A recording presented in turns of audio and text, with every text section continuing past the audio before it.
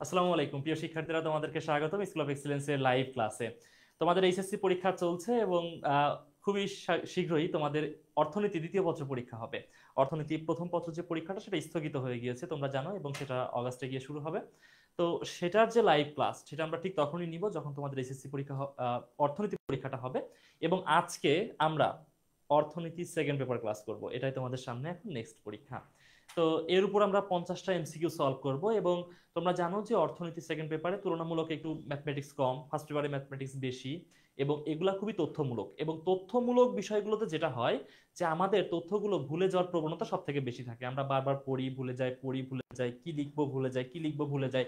কিন্তু ম্যাথমেটিক্সে এই সমস্যাটা কিন্তু হয় না। ম্যাথমেটিক্সে কি হয় যে হচ্ছে আমরা ম্যাথগুলো শিখে যাই, মাথায় থাকে সব সময়, প্রবলেমেটিক সিচুয়েশন যেমনই দিক না কেন আমরা সলভ করতে পারি। বাট তথ্যমূলক বিষয়গুলো ভুলে গেলে আর উত্তর করার সুযোগ থাকে না।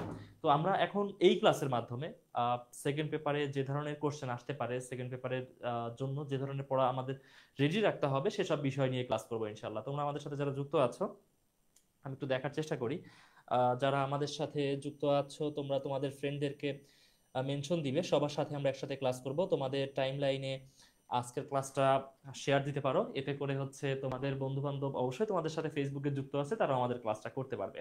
আচ্ছা, যেহেতু ফ্রি ক্লাস, কেন আমি একা করব, সবার সাথে ইনশাল্লাহ ক্লাস করব। আচ্ছা, 50টা এমসিকিউ, ঠিক আছে, আমরা এমসিকিউ ধরে ধরে যাব, 2 ঘন্টার মধ্যে আমরা ক্লাস শেষ করে দিব। খুব বেশি চাপ নেওয়ার কিছু নাই। দেখো, প্রথম কোশ্চেন, কোনটি পৃথিবীর প্রাচীন ও বৃহত্তম শিল্প? কোনটি পৃথিবীর প্রাচীন ও বৃহত্তম শিল্প? এখানে যদি কথাটা এমন থাকে যে প্রাচীনতম, ঠিক আছে, একটা তম কথা যুক্ত থাকে। কোনটি পৃথিবীর প্রাচীনতম ও বৃহত্তম শিল্প? কোনটি? অপশনে দেওয়া ভূমি, চাষ করা, কর্ষণ নাকি কৃষি? অপশনগুলো একটু সহজ, তাই না? এমনই থাকবে।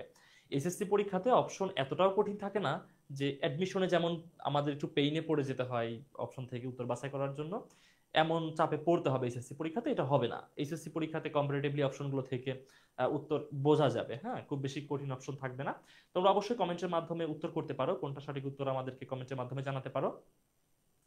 প্রশ্ন হচ্ছে, কোনটি পৃথিবীর প্রাচীন ও বৃহত্তম শিল্প? ভূমি, চাষ করা, কর্ষণ নাকি কৃষি? কোনটি? আচ্ছা, তোমরা, আমি কমেন্টটা এখানে একটু ওপেন করে রাখি যাতে করে তোমরা যা কমেন্ট করছো আমি একটু দেখতে পারি। ওকে। হ্যাঁ, তোমরা যারা সালাম দিচ্ছ, ওয়ালাইকুম আসসালাম। কাসপিয়া সালাম দিয়েছো। ওকে। নুসরাত আলম ঐশী বলছো কৃষি। হ্যাঁ হ্যাঁ, একদমই সঠিক উত্তর, কৃষি হচ্ছে সঠিক উত্তর। পৃথিবীর প্রাচীনতম ও বৃহত্তম শিল্প হচ্ছে কৃষি। দেখো, একদমই যে আমরা প্রাচীন সভ্যতাগুলোর দিকে আমরা যখন তাকাই, হ্যাঁ, এই জাতীয় কোশ্চেন যদি রিটার্নে আসে সাধারণত খ নম্বরে আসবে, ঠিক আছে, কতে আসার সম্ভাবনা কম, কারণ সহজ কোশ্চেন আসতেও পারে, আবার আসলে ক এবং খ এর মধ্যেই আসবে। তো কতে আসলে তুমি তো কৃষি লিখতেই পারছো, এবং যদি খতে আসে তখন তোমাকে একটু এক্সপ্লেন করতে হবে। প্রথমে তুমি উত্তর করবা, মানে প্রথম প্যারাতে আমরা যখন খ নম্বর উত্তর করি কিভাবে করি, প্রথমে সঠিক উত্তরটা লিখে দিই, সঠিক উত্তর হচ্ছে এটা, আমি লিখে দিলাম, তারপর আমরা একটু তার পিছনে যুক্তি দেখানোর চেষ্টা করি ছোট করে। আচ্ছা, তো পরবর্তীতে তুমি যখন যুক্তি দেখাতে আসবে, তখন এই যে বিভিন্ন প্রাচীন সভ্যতার ইতিহাসের সাথে বা প্রাচীন সভ্যতার যে ক্রমধারা, তার সাথে কিভাবে কৃষি সামনের দিকে এগিয়ে গিয়েছে, এবং প্রাচীন কাল থেকেই মানুষের যে বেসিক নিড, যেটা খাদ্য, বস্ত্র, বাসস্থান, বা এই যে সবকিছুর চাহিদাই কিন্তু মিটিয়েছে কৃষি, ঠিক আছে। বাসস্থানের যে এলিমেন্টগুলো দরকার, মানে এখন তো আমরা এই যে ইট দিয়ে পাথর দিয়ে বাড়ি করি, বাট একটা সময় কি হতো যে এই যে আমরা হচ্ছে বিভিন্ন বা কৃষির উপজাত পণ্য যেগুলো আছে সেগুলা দিয়ে ঘর বাড়ি তৈরি করতাম। দেখবা যে আগে যে বাড়ির চালাগুলা তৈরি করা হতো সেগুলা হচ্ছে গমের যে ইয়াটা থাকে, মানে গমের যে উচ্ছিষ্ট অংশটা থাকে, গাছ, ঠিক আছে, এইগুলা এই শুকনা খড় দিয়ে আমরা কি করতাম, চাল তৈরি করতাম। মানে কৃষি থেকেই হচ্ছে সবকিছু আমাদের এক সময় আসতো। তারপর ধীরে ধীরে কৃষির মাধ্যমে মানব সভ্যতা সামনের দিকে গেছে, যে কারণে বলা হয় যে পৃথিবীর প্রাচীন ও বৃহত্তম শিল্প হচ্ছে কৃষি। এটা তুমি তখন এক্সপ্লেনেশনে এইভাবে লিখবা, ঠিক আছে। আচ্ছা, তো আশা করি বুঝতে পারছো, খুব বেশি কঠিন না, খুব বেশি কঠিন না, অনেকে এই ক্লাসে যুক্ত হচ্ছ। ওকে, সঞ্জয় পল, সৈয়দ মুনতাহিদ, ওকে, কাজী জাফর, তোমাদের সবার উত্তর ঠিক আছে। ওকে। আচ্ছা, পরের কোশ্চেনে আমরা আসি। প্রাচীনকালে কৃষি উৎপাদন শুরু হয়েছিল এমন দেশগুলো বাণী ঘুরে দেখতে চায়। এখানে বাণী হচ্ছে একজন ব্যক্তির নাম, হ্যাঁ, একজন ব্যক্তির নাম বাণী, তিনি ঘুরে দেখতে চান, বলছে ঘুরে দেখতে চায়, তার মানে বাণী খুবই অল্প বয়সের। ওকে। তাহলে তাকে ভ্রমণ করতে হবে ইতালিতে, চীনে, তুরস্কে। আচ্ছা, তাহলে দেখো আমি এর আগের কোশ্চেনে বেশ একটা ইনফরমেটিভ কথা বলেছিলাম, সেটা হচ্ছে যে বিভিন্ন প্রাচীন সভ্যতার সাথেই কৃষির বিকাশ ধারা, অর্থাৎ কৃষি এমন না যে হঠাৎ করে এটা তৈরি হয়ে গেছে বা এটা আবিষ্কার করা হয়েছে, বিষয়টা কিন্তু এমন না। এটা আবিষ্কার করা হয়নি, ডেভেলপড হয়েছে, ঠিক আছে, এটা ধীরে ধীরে বিকাশ লাভ করেছে। বিষয়টা হচ্ছে এমন, বিকাশ লাভ করেছে কিভাবে? প্রাচীন সভ্যতার সাথে সাথে। এখন পৃথিবীর যেসব অংশে প্রাচীন সভ্যতা সব থেকে বেশি আহ কি হয়েছিল, বিকাশ লাভ করেছিল, কৃষি ও সেসব অঞ্চলগুলোতে বিকাশ লাভ করেছিল। তো এখানে যেহেতু বলছে যে প্রাচীনকালে কৃষি উৎপাদন শুরু হয়েছিল এমন দেশগুলো, তাহলে যেসব দেশগুলোতে প্রাচীনকালে প্রাচীন সভ্যতার অস্তিত্ব ছিল, নিশ্চয়ই সেসব দেশই এখানে উত্তর হিসেবে নিতে হবে আমাদেরকে। তো কোন কোন দেশে ছিল? ইতালিতে, চীনে নাকি তুরস্কে? উত্তর করার চেষ্টা করো একটু। ইতালিতে, চীনে নাকি তুরস্কে? এটা হচ্ছে আহ তোমাদের বহুপদী সমাপ্তির সূচক কোশ্চেন, একাধিক উত্তর এখানে হবে। অপশন 1 2 1 3 2 3 1 2 3 3 কারেক্ট আনসার হতে পারে। তো এখানে ডি উত্তর বলছো। ডি উত্তর বলছো, তিনটা দেশই বলছো। দেখো ইতালিতে, ইতালির রোম শহরে কোন সভ্যতা ছিল? প্রাচীন সভ্যতা, রোমান সভ্যতা। আচ্ছা, চীনে কোন সভ্যতা ছিল? চৈনিক সভ্যতা। চীনে ছিল হচ্ছে চৈনিক সভ্যতা। আবার তুরস্কেও বিভিন্ন প্রাচীন সভ্যতা ছিল, তাই না? যে টার্কিশ প্রাচীন যে সভ্যতাগুলো, এখান থেকে হচ্ছে প্রাচীন সভ্যতা নিদর্শন পাওয়া যায়। আচ্ছা, তো এই যে তিনটা দেশ, এই তিনটা দেশেই প্রাচীন সভ্যতা বিকাশ লাভ করেছিল, তার মানে তিনটা দেশেই প্রাচীন যে কৃষি পদ্ধতি সেগুলো বিকাশ লাভ করেছিল। তাহলে সঠিক উত্তর কোনটা হবে? সঠিক উত্তর হচ্ছে অপশন এ, বি এবং সি। তাহলে বিশ্বের যে সব দেশেই প্রাচীন সভ্যতা বিকাশ লাভ করেছে, সব দেশেই প্রাচীন কৃষি পদ্ধতি বিকাশ লাভ করেছে। আচ্ছা, এর সাথে সাথে আরো কোন দেশ হতে পারে? যেমন দেখো গ্রিক সভ্যতা এসেছিল হচ্ছে গ্রিসে, তারপর হচ্ছে মিশরে, মিশরীয় সভ্যতা ছিল মিশরে, তারপরে হচ্ছে মিশরের আশেপাশে যে দেশগুলো আছে, জর্ডান বা হচ্ছে ইরান বা হচ্ছে আফ্রিকার পূর্ব দিকে অনেকগুলো দেশে প্রাচীন সভ্যতা ছিল, এশিয়ার মধ্যে ভারতে প্রাচীন সভ্যতা ছিল, বর্তমান যে পাকিস্তান, এইসব অঞ্চলে প্রাচীন সভ্যতা ছিল, এখানে প্রাচীন কৃষি পদ্ধতি দেখা যায়। তো এই যে যেসব দেশগুলোতে প্রাচীন সভ্যতা বিকাশ লাভ করেছে, সব দেশেই সব দেশেই কি হয়েছে? প্রাচীন কৃষি পদ্ধতি বিকাশ লাভ করেছে। তাহলে সঠিক উত্তর কোনটা তোমরা বুঝতে পারলে, অপশন 1 2 এবং 3। পরের কোশ্চেনে আসি, কৃষি কোন ধরনের উৎপাদন প্রক্রিয়া? জৈবিক ও প্রাথমিক, সামাজিক, চূড়ান্ত নাকি মাধ্যমিক? কোনটা সঠিক উত্তর? আচ্ছা, তোমরা উত্তর করছো যখন, তখন তোমরা অবশ্যই লিখে দিবে যে তোমরা কত নম্বর কোশ্চেনের উত্তর করছো। এতে কি হয় যে আমরা বুঝতে পারি বা আমি বুঝতে পারবো এখান থেকে যে তোমরা আসলে কোনটার উত্তর বলছো, কারণ অনেকের রিপ্লাই গুলো একটু দেরি, কমেন্ট গুলো একটু দেরিতে আসে, তখন বুঝতে একটু অসুবিধা হয় যে তুমি হচ্ছে আগেরটার উত্তর করছো নাকি এটার উত্তর করছো। ওকে, তোমরা সাথে সাথে একটু কাইন্ডলি লিখে দিবে যে তুমি কোনটার উত্তর করছো। তো কৃষি কোন ধরনের উৎপাদন প্রক্রিয়া?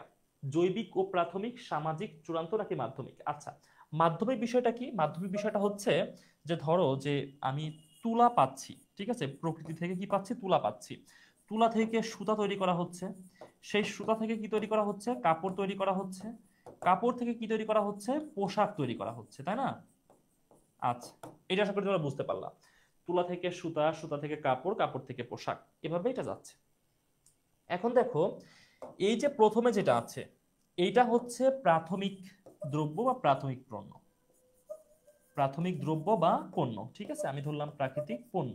ওকে, এখন সর্বশেষ যেটা আছে এটা হচ্ছে চূড়ান্ত দ্রব্য বা চূড়ান্ত পণ্য, ঠিক আছে, এটা হচ্ছে চূড়ান্ত পণ্য। আর মাঝামাঝি যা কিছু আছে, মাঝামাঝি যা কিছু আছে, এইগুলা হচ্ছে মাধ্যমিক দ্রব্য বা মাধ্যমিক পণ্য, ঠিক আছে। এখন একটা জিনিস খেয়াল করো, এটা হচ্ছে মাধ্যমিক, এই যে মাঝেরটা হচ্ছে কি? মাধ্যমিক। আর যে প্রাথমিক যেটা এখানে দেওয়া আছে, প্রাথমিক হচ্ছে এটা, আর চূড়ান্ত যেটা, এই চূড়ান্ত হচ্ছে এটা। তাহলে প্রাথমিক দ্রব্য কি, মাধ্যমিক দ্রব্য কি, চূড়ান্ত দ্রব্য কি, এটা আশা করি তোমরা বুঝতে পেরেছো। আচ্ছা, তিনের অনেকে উত্তর বলে ফেলেছো, তিনের এ উত্তর বলেছো, হ্যাঁ। কাজী জাফর উত্তর বলেছো, সাদিয়া আফরিন উত্তর বলেছো, তারপর আর কি আছে? জাহিদা খাতুন, অনেকে তোমরা উত্তর বলেছো। ওকে, আরো আরো অনেকে উত্তর বলেছে, আমি সবার কমেন্ট একবারে দেখতে পাচ্ছি না। সঞ্জয় উত্তর বলেছো, হ্যাঁ হ্যাঁ, অনেক সবাই সঠিক উত্তর বলেছো। ওকে, তো এখানে দেখো 1 নম্বরে যেটা আছে জৈবিক ও প্রাথমিক। জৈবিক বলতে আমরা কি বলছি? জৈবিক কথাটা এসেছে জীব থেকে, ঠিক আছে, জীব। বাংলাতে জীব হচ্ছে বিশেষ্য, ঠিক আছে, বিশেষ্য বা নাউন, ইংলিশে আমরা যেটাকে কি বলি, নাউন বলি, ঠিক আছে। তো এই আর জৈবিক হচ্ছে কি, জৈবিক হচ্ছে তার অ্যাজেক্টিভ, জৈবিক হচ্ছে তার অ্যাজেক্টিভ। আচ্ছা, অর্থাৎ জীব থেকে এসেছে জৈবিক। জীব মানে কি, অর্গান না? জীব হচ্ছে অর্গান, আর জৈবিক হচ্ছে অর্গানিক। অর্থাৎ জৈবিক হচ্ছে তাই যা জীবের সাথে সম্পর্কিত। এখন কৃষি কি জীবের সাথে সম্পর্কিত না? মানে দেখো, আমরা যে ফসল চাষ করি, আমরা যে পশুপালন চাষ করি, আমরা যে মাছ চাষ করি, আমরা যে বনজ বৃক্ষ উৎপাদন করি, সবকিছুই কিসের সাথে সম্পর্কিত, জীবের সাথে সম্পর্কিত। তার মানে এটা জৈবিক। এবং দেখো, কৃষি সবসময় প্রাথমিক পণ্য উৎপাদন করে, সবসময় প্রাথমিক। তার দেখো, তুমি মাঠ থেকে বা হচ্ছে তোমার ফসলের জমি থেকে সুতা বা কাপড় পাবা না, পোশাক পাবা না, বাট তুমি কি পাবা, তুমি পাবা হচ্ছে তুলা, ঠিক আছে। আবার দেখো, তুমি ডিরেক্টলি রুটি তুমি তোমার জমি থেকে পাবা না, বাট তুমি তোমার জমি থেকে পাবা কি, গম, গম থেকে আটা, আটা থেকে রুটি, এভাবে আসবে, ঠিক আছে। আবার তুমি ডিরেক্টলি ভাত তোমার জমি থেকে পাবা না, তুমি সেখান থেকে ধান, ধান থেকে চাল, চাল থেকে ভাত। এভাবে বিষয়টা কি হয়, মানে আমরা পরবর্তীতে মাধ্যমিক এবং চূড়ান্ত দ্রব্যতে পৌঁছাই, বাট কৃষি দায় হচ্ছে আমাদের প্রাথমিক দ্রব্য। এবং এটা যেহেতু কৃষি হচ্ছে সম্পূর্ণই জীবের সাথে সম্পর্কিত, যে কারণে এখানে সঠিক উত্তর কোনটা, সঠিক উত্তর হচ্ছে অপশন এ, জৈবিক এবং প্রাথমিক, ঠিক আছে। আচ্ছা, এবার আমরা 4 নম্বর কোশ্চেনে আসি। দেশের শ্রমশক্তির কত ভাগ কৃষি কাজে নিয়োজিত?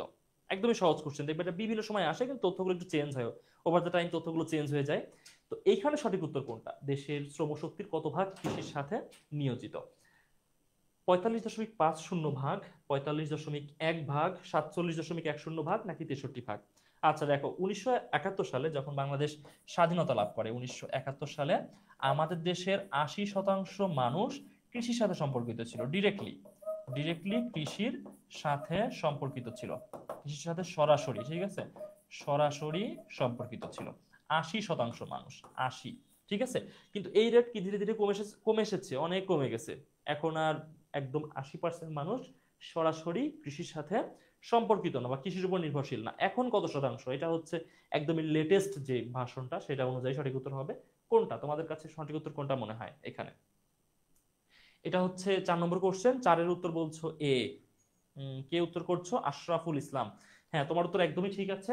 আমাদের দেশে বর্তমানে 45.50 ভাগ মানুষ সরাসরি কৃষির উপর নির্ভরশীল বা কৃষির সাথে সম্পর্কিত। একটা সময় দেখো যে 80% ছিল, এবং পুরাতন যে বইপত্র সেখানে দেখবে এখনো লেখা আছে আমাদের দেশের প্রায় 80% মানুষ প্রত্যক্ষ ও পরোক্ষভাবে কৃষির উপর নির্ভরশীল। এটা অনেক ব্যাকডেটেড তথ্য, অনেক ব্যাকডেটেড। এখন এত পার্সেন্ট মানুষ কৃষির সাথে সম্পর্কিত না। এখন মানুষজন কি দেখো, শহরে কত মানুষ আছে, শহরের মানুষ তার কৃষির সাথে সম্পর্কিত না। একটা হিউজ সংখ্যক মানুষ শহরে চলে আসছে। আবার গ্রামেও যারা আছে, গ্রামের সবাই যে এখন কৃষির সাথে সম্পর্কিত বিষয়টা এমন না। গ্রামে থেকে অনেকে চাকরি বাকরি করে, অনেকে বিজনেস করে, অনেকে অনেক কিছু করে। এখন সোসাইটি কি হয়ে গেছে, আগের থেকে অনেক বেশি এগিয়ে গিয়েছে, যে কারণে এখন মাত্র 50 ভাগেরও নিচে 45.50 ভাগ মানুষ কৃষির সাথে সম্পর্কিত। আচ্ছা, এবার আসি 5 নম্বর কোশ্চেন। কোন ধরনের খামার বাংলাদেশের কৃষিতে লক্ষ্য করা যায়? আচ্ছা, লক্ষ্য বানানটা ভুল আছে এখানে, লক্ষ্য করা যায়। মাঝারি, ক্ষুদ্রায়তন, বাণিজ্যিক, নাকি বৃহৎ, বাংলাদেশে কোন ধরনের কৃষি খামার সব থেকে বেশি লক্ষ্য করা যায়? কোন ধরনের? আচ্ছা, এই খামারের বা হচ্ছে কৃষি জোতের যে ইয়াটা, মানে সাইজটা, নামকরণের কারণটা সেটা একটু দেখায়। কৃষি খামার বা কৃষি জোতের যে ভাগটা, সেটা হচ্ছে 0.05 থেকে 0.49 একর যদি কোনো কৃষি খামারের আয়তন হয়, তাহলে এটাকে আমরা কি বলবো, এটাকে আমরা বলবো কি, অতি ক্ষুদ্র, অতি ক্ষুদ্র। যদি 0.5 থেকে, এখানে হচ্ছে ভুল লিখলাম আমি, 0.5 থেকে 2.49 একর এর মধ্যে হয়, তাহলে সেটাকে আমরা কি বলবো, সেটাকে বলবো হচ্ছে ক্ষুদ্র আয়তন, তাই না? ক্ষুদ্র আয়তন। আচ্ছা, যদি 2.5 থেকে 7.5 পর্যন্ত হয়, এত একর পর্যন্ত হয়, তাহলে সেটা হচ্ছে কি, মাঝারি, সেটা হচ্ছে মাঝারি কৃষি খামার বা কৃষি জোত। আর যদি হচ্ছে 7.51 থেকে আনলিমিটেড, মানে যত আছে আর কি, এত একর পর্যন্ত হয়, তাহলে সেটাকে আমরা কি বলবো, বৃহৎ খামার বা বৃহৎ আয়তনের কৃষি জোত, ঠিক আছে। এটা হচ্ছে আমাদের কৃষি জোতের বা কৃষি খামারের আকৃতিভেদের নাম। এখন আমাদের দেশে কোন ধরনের বা কোন আকৃতির খামার বা কৃষি জোত সব থেকে বেশি দেখা যায়? মাঝারি, মাঝারি মানে হচ্ছে এই যে এটা। ক্ষুদ্রায়তন, ক্ষুদ্রায়তন মানে হচ্ছে এই যে এটা। বাণিজ্যিক, বাণিজ্যিক হচ্ছে আলাদা একটা ক্লাসিফিকেশন। আচ্ছা, মানে সেটা হচ্ছে ওই ক্লাসিফিকেশন অনুযায়ী খামার হচ্ছে দুই প্রকার, একটা হচ্ছে জীবন নির্বাহী খামার, আর একটা হচ্ছে আহ, বাণিজ্যিক খামার। এই ক্লাসিফিকেশনটা হচ্ছে উৎপাদনের উদ্দেশ্যের ভিত্তিতে। আমি অন্য কালার দিয়ে লিখে দিই এখানে। এটা হচ্ছে এটা হচ্ছে উৎপাদনের উদ্দেশ্যের ভিত্তিতে, উৎপাদনের উদ্দেশ্যের ভিত্তিতে, ঠিক আছে। উৎপাদনের উদ্দেশ্যের ভিত্তিতে খামার হচ্ছে দুই প্রকার, একটা হচ্ছে বাণিজ্যিক খামার আর একটা হচ্ছে জীবন নির্বাহী খামার। জীবন নির্বাহী খামার, ঠিক আছে। একটা হচ্ছে বাণিজ্যিক খামার আর একটা হচ্ছে জীবন নির্বাহী খামার। আর আয়তনের ভিত্তিতে খামার হচ্ছে মাঝারি, ক্ষুদ্রায়তন, বৃহদায়তন এবং অতি ক্ষুদ্রায়তন, এই চার ধরনের। আচ্ছা, তো বাংলাদেশে কোন ধরনের পাওয়া যায় আকৃতি ভিত্তিতে, মাঝারি, ক্ষুদ্রায়তন নাকি বৃহৎ, কোনটা সব থেকে বেশি দেখা যায় বা পাওয়া যায়? আচ্ছা, পাঁচের উত্তর বি বলছো আবার এ বলছো, কোনটা পাওয়া যেতে পারে? মাঝারি, ক্ষুদ্রায়তন, বৃহৎ নাকি কোনটা? আচ্ছা, বাংলাদেশে সব থেকে বেশি পরিমাণে ক্ষুদ্রায়তন খামার দেখা যায়, সব থেকে বেশি পরিমাণে। মাঝারি খামার বাংলাদেশে খুবই কম। মাঝারি খামার মানে এমন না যেটা খুবই ছোট, দেখ অনেক বেশি, 2.5 থেকে 7.5 একর। আচ্ছা, নর্মালি 1 একর বলতে কতটুকু জায়গাকে বোঝায়? 1 একর বলতে স্ট্যান্ডার্ড যে বিঘা সিস্টেম, 3 বিঘাকে বোঝায় স্ট্যান্ডার্ড বিঘা, ঠিক আছে। মানে 33%, 33%, ঠিক আছে, 33%তে 1 বিঘা, এটা হচ্ছে স্ট্যান্ডার্ড মাপ, ঠিক আছে। এটা হচ্ছে স্ট্যান্ডার্ড মাপ, অনেক জায়গাতে আঞ্চলিক হিসাবে হিসাব করা হয়, সেটা আলাদা, বাট এটা হচ্ছে স্ট্যান্ডার্ড পরিমাপ। ওকে, 33%, 1 বিঘা, 100%, 100%, মানে 100%-এ 1 একর, 1 একর, ঠিক আছে, 1 একর। আচ্ছা, তার মানে 1 একর মানে 100%, মানে 100% জমি, ঠিক আছে, সেটা হচ্ছে 1 একর। মূলত যে আমরা বলি না 33% বা 33%, সেটা হচ্ছে 1 একরে 33%। আর 1 একরে 100% নিয়ে 1 একর হবে। তাহলে এই যে দেখো 3 বিঘা জমিতে, এর মধ্যে 100%-এর মধ্যে 3 বিঘা আছে না, 3 বিঘা জমিতে হচ্ছে 1 একর। তাহলে 2.5 একর যেটা, 2.5 একর যেটা, তাহলে সেটা কত বিঘা হচ্ছে হিসাব করো তো। সেটা হচ্ছে 7.5 বিঘা। আর যেটা 7.5 একর আছে সেটা হচ্ছে 22.5 বিঘা। তার মানে 7.5 থেকে 22.5 বিঘা। এই সাইজের জমিগুলো আমাদের দেশে খুব বেশি দেখা যায়, মানে কৃষি জমি, এত বড় বড় কৃষি জমি, যে 10 বিঘাতে একটা ফসল চাষ হচ্ছে, এই 10 বিঘাতে একটা ফসল চাষ হচ্ছে, এত বড় বড় কৃষিজোত আমাদের দেশে খুবই কম, ঠিক আছে। বাট আমাদের দেশে এই আয়তনটা খুবই বেশি পরিমাণে আছে। 0.5 মানে হচ্ছে 1.5 বিঘা, 1.5 বিঘা। আর 2.5 মানে হচ্ছে 7.5 বিঘা। তো আমাদের দেশে অধিকাংশ জমিগুলো এর মধ্যেই, মানে 1.5 বিঘা থেকে 7.5 বিঘা এর মধ্যেই, মানে অধিকাংশ কৃষি খামারগুলো। এর থেকে ছোট ছোট তো অনেক আছে, তাই না, যে 1 বিঘা, 1 বিঘারও কম এমন জমি তো অনেক চাষ করা হয়। আচ্ছা, তো সব থেকে বেশি পরিমাণে পাওয়া যায় হচ্ছে এই ক্ষুদ্র আয়তনের কৃষিজোত। তাহলে দেখো, কৃষি খামারের বা কৃষিজোতের অনেক ক্লাসিফিকেশন। উৎপাদনের উদ্দেশ্যের ভিত্তিতে বাণিজ্যিক, জীবন নির্বাহী। আকারের ভিত্তিতে অতি ক্ষুদ্র, ক্ষুদ্রায়তন, মাঝারি, বৃহৎ, এই ধরনের ক্লাসিফিকেশন আছে, ঠিক আছে। তারপর হচ্ছে আবার ওই যে কোন ধরনের প্রযুক্তি ব্যবহার করা হচ্ছে তার উপর ভিত্তি করে সনাতনী, আধুনিক, এই ধরনের ক্লাসিফিকেশন আছে। প্রত্যেকটা ক্লাসিফিকেশন তোমরা দেখবে, হ্যাঁ। আচ্ছা, সর্বশেষ কমেন্টগুলো আমি একটু দেখার চেষ্টা করি, যারা কমেন্ট করছো। ওকে, সর্বশেষ কমেন্ট এখানে আছে। 6 নম্বর কোশ্চেন, বাংলাদেশে 0.5 থেকে 2.49 একরের খামার হলো মোট খামারের কত ভাগ? আচ্ছা, এই যে এই খামারটা, আমি কালারটা চেঞ্জ করে দিই, হ্যাঁ। এই যে এই খামারটা দেখো, এই খামারটা হচ্ছে ক্ষুদ্র আয়তন, তাই না, এটা হচ্ছে ক্ষুদ্র আয়তন। তাহলে ক্ষুদ্র আয়তন খামার আমাদের দেশে যত খামার আছে তার কত শতাংশ? আমাদের দেশে মোট খামারের কত শতাংশ খামার হচ্ছে ক্ষুদ্র আয়তন? এটা সব থেকে বেশি পরিমাণে আমরা আগেই দেখলাম, বাট এটা কতটুকু আছে, মানে মোট খামারের কত শতাংশ হচ্ছে ক্ষুদ্র আয়তনের খামার? তোমরা উত্তর করার চেষ্টা করো যারা হচ্ছে ক্লাসে আছো। আচ্ছা, তোমরা তোমাদের বন্ধুদেরকে মেনশন দিতে পারো যাতে তারা হচ্ছে আহ ক্লাসে যুক্ত হতে পারে। আচ্ছা, এটা সঠিক উত্তর কোনটা হবে বলো। তোমাদের আশা করি অনেক লেখাপড়া হয়েছে, সম্পূর্ণ সময়ে অনেক লেখাপড়া হয়েছে। এখন তোমরা খুব সহজেই সহজেই উত্তর করতে পারবা, হ্যাঁ। এখন এটার উত্তর করার চেষ্টা করো। 6-এর সি, সঞ্জয়, পল, তুমি উত্তর বলছো 6-এর সি। আবার 6-এর ডি বলছো কে? নাইমা বলছো হচ্ছে 6-এর ডি, রাইমা বলছো 6-এর ডি। আচ্ছা, তাহলে সঠিক উত্তর কোনটা আমরা দেখবো, যে 70% নাকি 90%? আমাদের দেশে 90% কৃষি খামারই হচ্ছে এই সাইজের, ক্ষুদ্র আয়তনের। আমাদের দেশের অধিকাংশ 90% কৃষি খামারই হচ্ছে এই সাইজের। এটা হচ্ছে কোন সাইজের? এটা হচ্ছে ক্ষুদ্র আয়তন। ক্ষুদ্র আয়তন কৃষি খামার বা কৃষি জোত। ঠিক আছে, আমি এখানে কৃষি জোতই লিখলাম যেহেতু উপরে খামার লেখা আছে। 90% হচ্ছে এই সাইজের। ওকে। করিমের বাবা জমিতে চাষ করতে গরু, কাঠের লাঙল ও জোয়ার ব্যবহার করেন। করিমের বাবার চাষ পদ্ধতিটিকে কি নামে আখ্যায়িত করা যাবে? বৈজ্ঞানিক পদ্ধতি, উচ্চ ফলনশীল পদ্ধতি, সনাতন পদ্ধতি নাকি আধুনিক পদ্ধতি? করিমের বাবা জমিতে চাষ করতে গরু, কাঠের লাঙল ও জোয়াল ব্যবহার করেন। করিমের বাবার চাষ পদ্ধতিটিকে কি নামে আখ্যায়িত করা যাবে? আচ্ছা, সহজ কোশ্চেন না?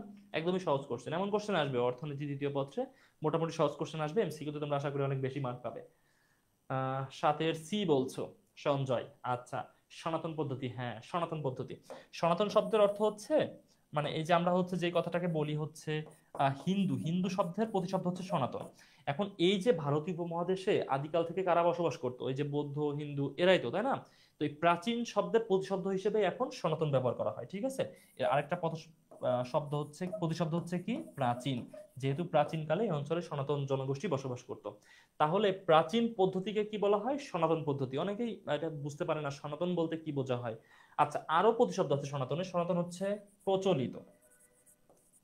প্রচলিত, ঠিক আছে? সনাতন বলতে বোঝানো হয় প্রচলিত, হিন্দু, প্রাচীন, এগুলো হচ্ছে সনাতন শব্দের প্রতিশব্দ। তো দেখো এখানে বলতেছে হচ্ছে গরু, কাঠের লাঙল এগুলা দিয়ে চাষাবাদ করতেছে, তো এগুলো তো প্রচলিত পদ্ধতি, প্রাচীন পদ্ধতি, তাই না? এই কারণে সঠিক উত্তর হচ্ছে সনাতন। আর যদি আধুনিক হতো, আধুনিক হলে আমরা কি দেখতাম? সেখানে দেখতাম হচ্ছে ট্রাক্টর ব্যবহার করতেছে, ট্রাক্টর ব্যবহার করতেছে, পাওয়ার টিলার ব্যবহার করতেছে, পাওয়ার পাওয়ার টিলার ব্যবহার করতেছে। তারপর আর কি ব্যবহার করতেছে? ডিপ টিউবওয়েল ব্যবহার করতেছে, ডিপ টিউবওয়েল, ডিপ টিউবওয়েল ব্যবহার করতেছে। হ্যাঁ, তারপর হারভেস্টার ব্যবহার করতেছে। হারভেস্টার বোঝো? হারভেস্টার হচ্ছে যেগুলো দিয়ে হারভেস্ট করা হয়, মানে ফসল কাটা হয়, সেগুলোকে বলা হয় হারভেস্টার। ঠিক আছে, আচ্ছা। তো এইগুলা হচ্ছে আধুনিক কৃষি পদ্ধতির যন্ত্রাংশ। আমরা যখন দেখবো যে এগুলো ব্যবহার করতেছে, মানে আধুনিক। আর যদি হচ্ছে সনাতন হয়, তাহলে এই যে হচ্ছে গরু, কাঠের লাঙল, এগুলা, জোয়াল, এগুলো ব্যবহার করবে। আর বৈজ্ঞানিক পদ্ধতিতে নাই এটা, বৈজ্ঞানিক হচ্ছে এইগুলোর মধ্যেই যাবে। উচ্চ ফলনশীল পদ্ধতিও হচ্ছে আধুনিক পদ্ধতির একটা অংশ। এটা সঠিক উত্তর হচ্ছে না, সঠিক উত্তর হচ্ছে সনাতন পদ্ধতি। কারিগরি জ্ঞানের অভাবে কৃষকরা কি সম্পর্কে অজ্ঞ ও উদাসীন থাকেন? কারিগরি জ্ঞানের অভাবে, কারিগরি জ্ঞান বলতে কি বোঝা হয়? কারিগরি হচ্ছে এই যে আমরা বলি না, এই যে টেকনিক্যাল নলেজ যেটাকে বলে এক কথায়, ঠিক আছে? টেকনিক্যাল নলেজ, টেকনিক্যাল নলেজ, ঠিক আছে। আচ্ছা, তো টেকনিক্যাল নলেজ মানে কি? টেকনিক্যাল মানে হচ্ছে যেটা টেকনোলজি থেকে আসছে, তাই না? টেকনোলজি থেকে আসছে মানে প্রযুক্তিগত জ্ঞান। এক কথায়, সহজ কথায় হচ্ছে কি? প্রযুক্তিগত জ্ঞান।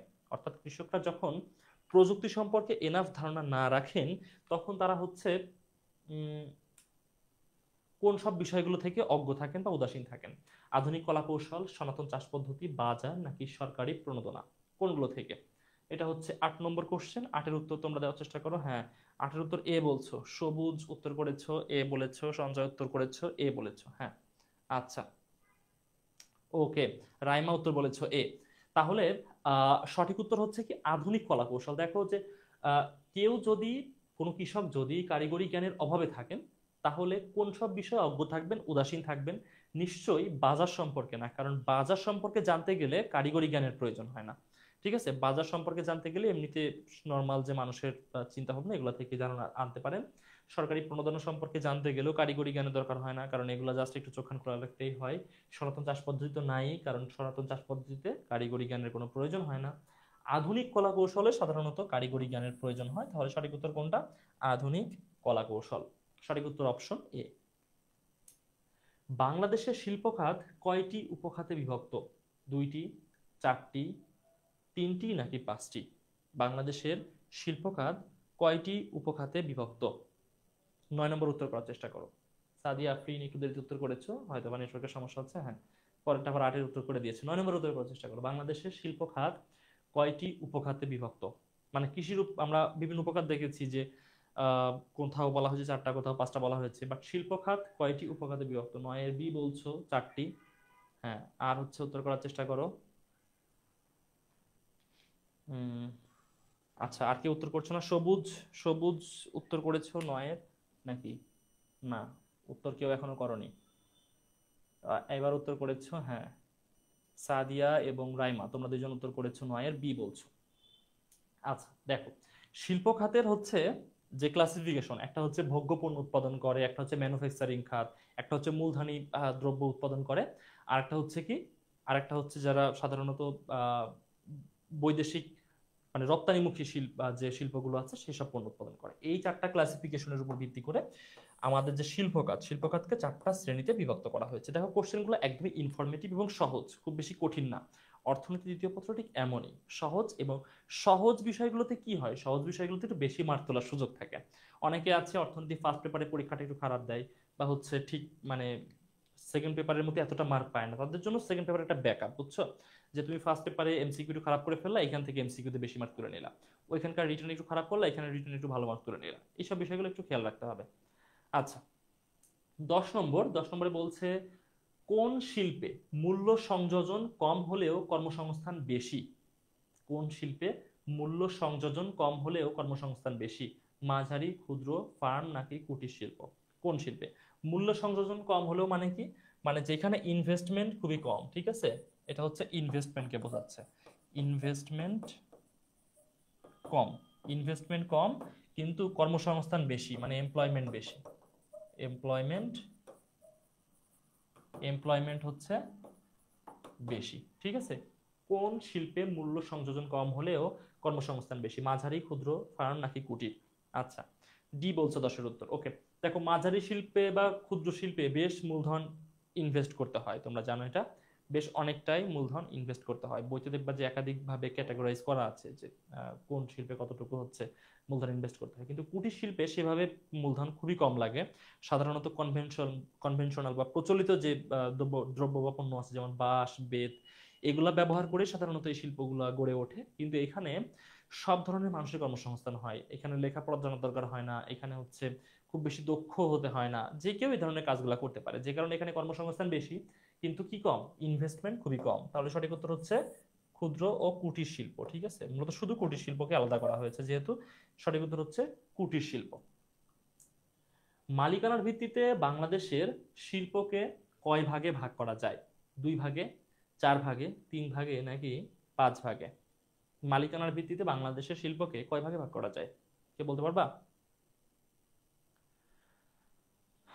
মালিকানার ভিত্তিতে, সহজ কোশ্চেন কিন্তু খুব বেশি কঠিন না। দেখি দেখি আমরা, একটা হচ্ছে ব্যক্তি মালিকানা প্রতিষ্ঠান, একটা হচ্ছে ব্যক্তি মালিকানা, হ্যাঁ, আচ্ছা, আর একটা হচ্ছে যৌথ মালিকানা, যৌথ মালিকানা, আর একটা হচ্ছে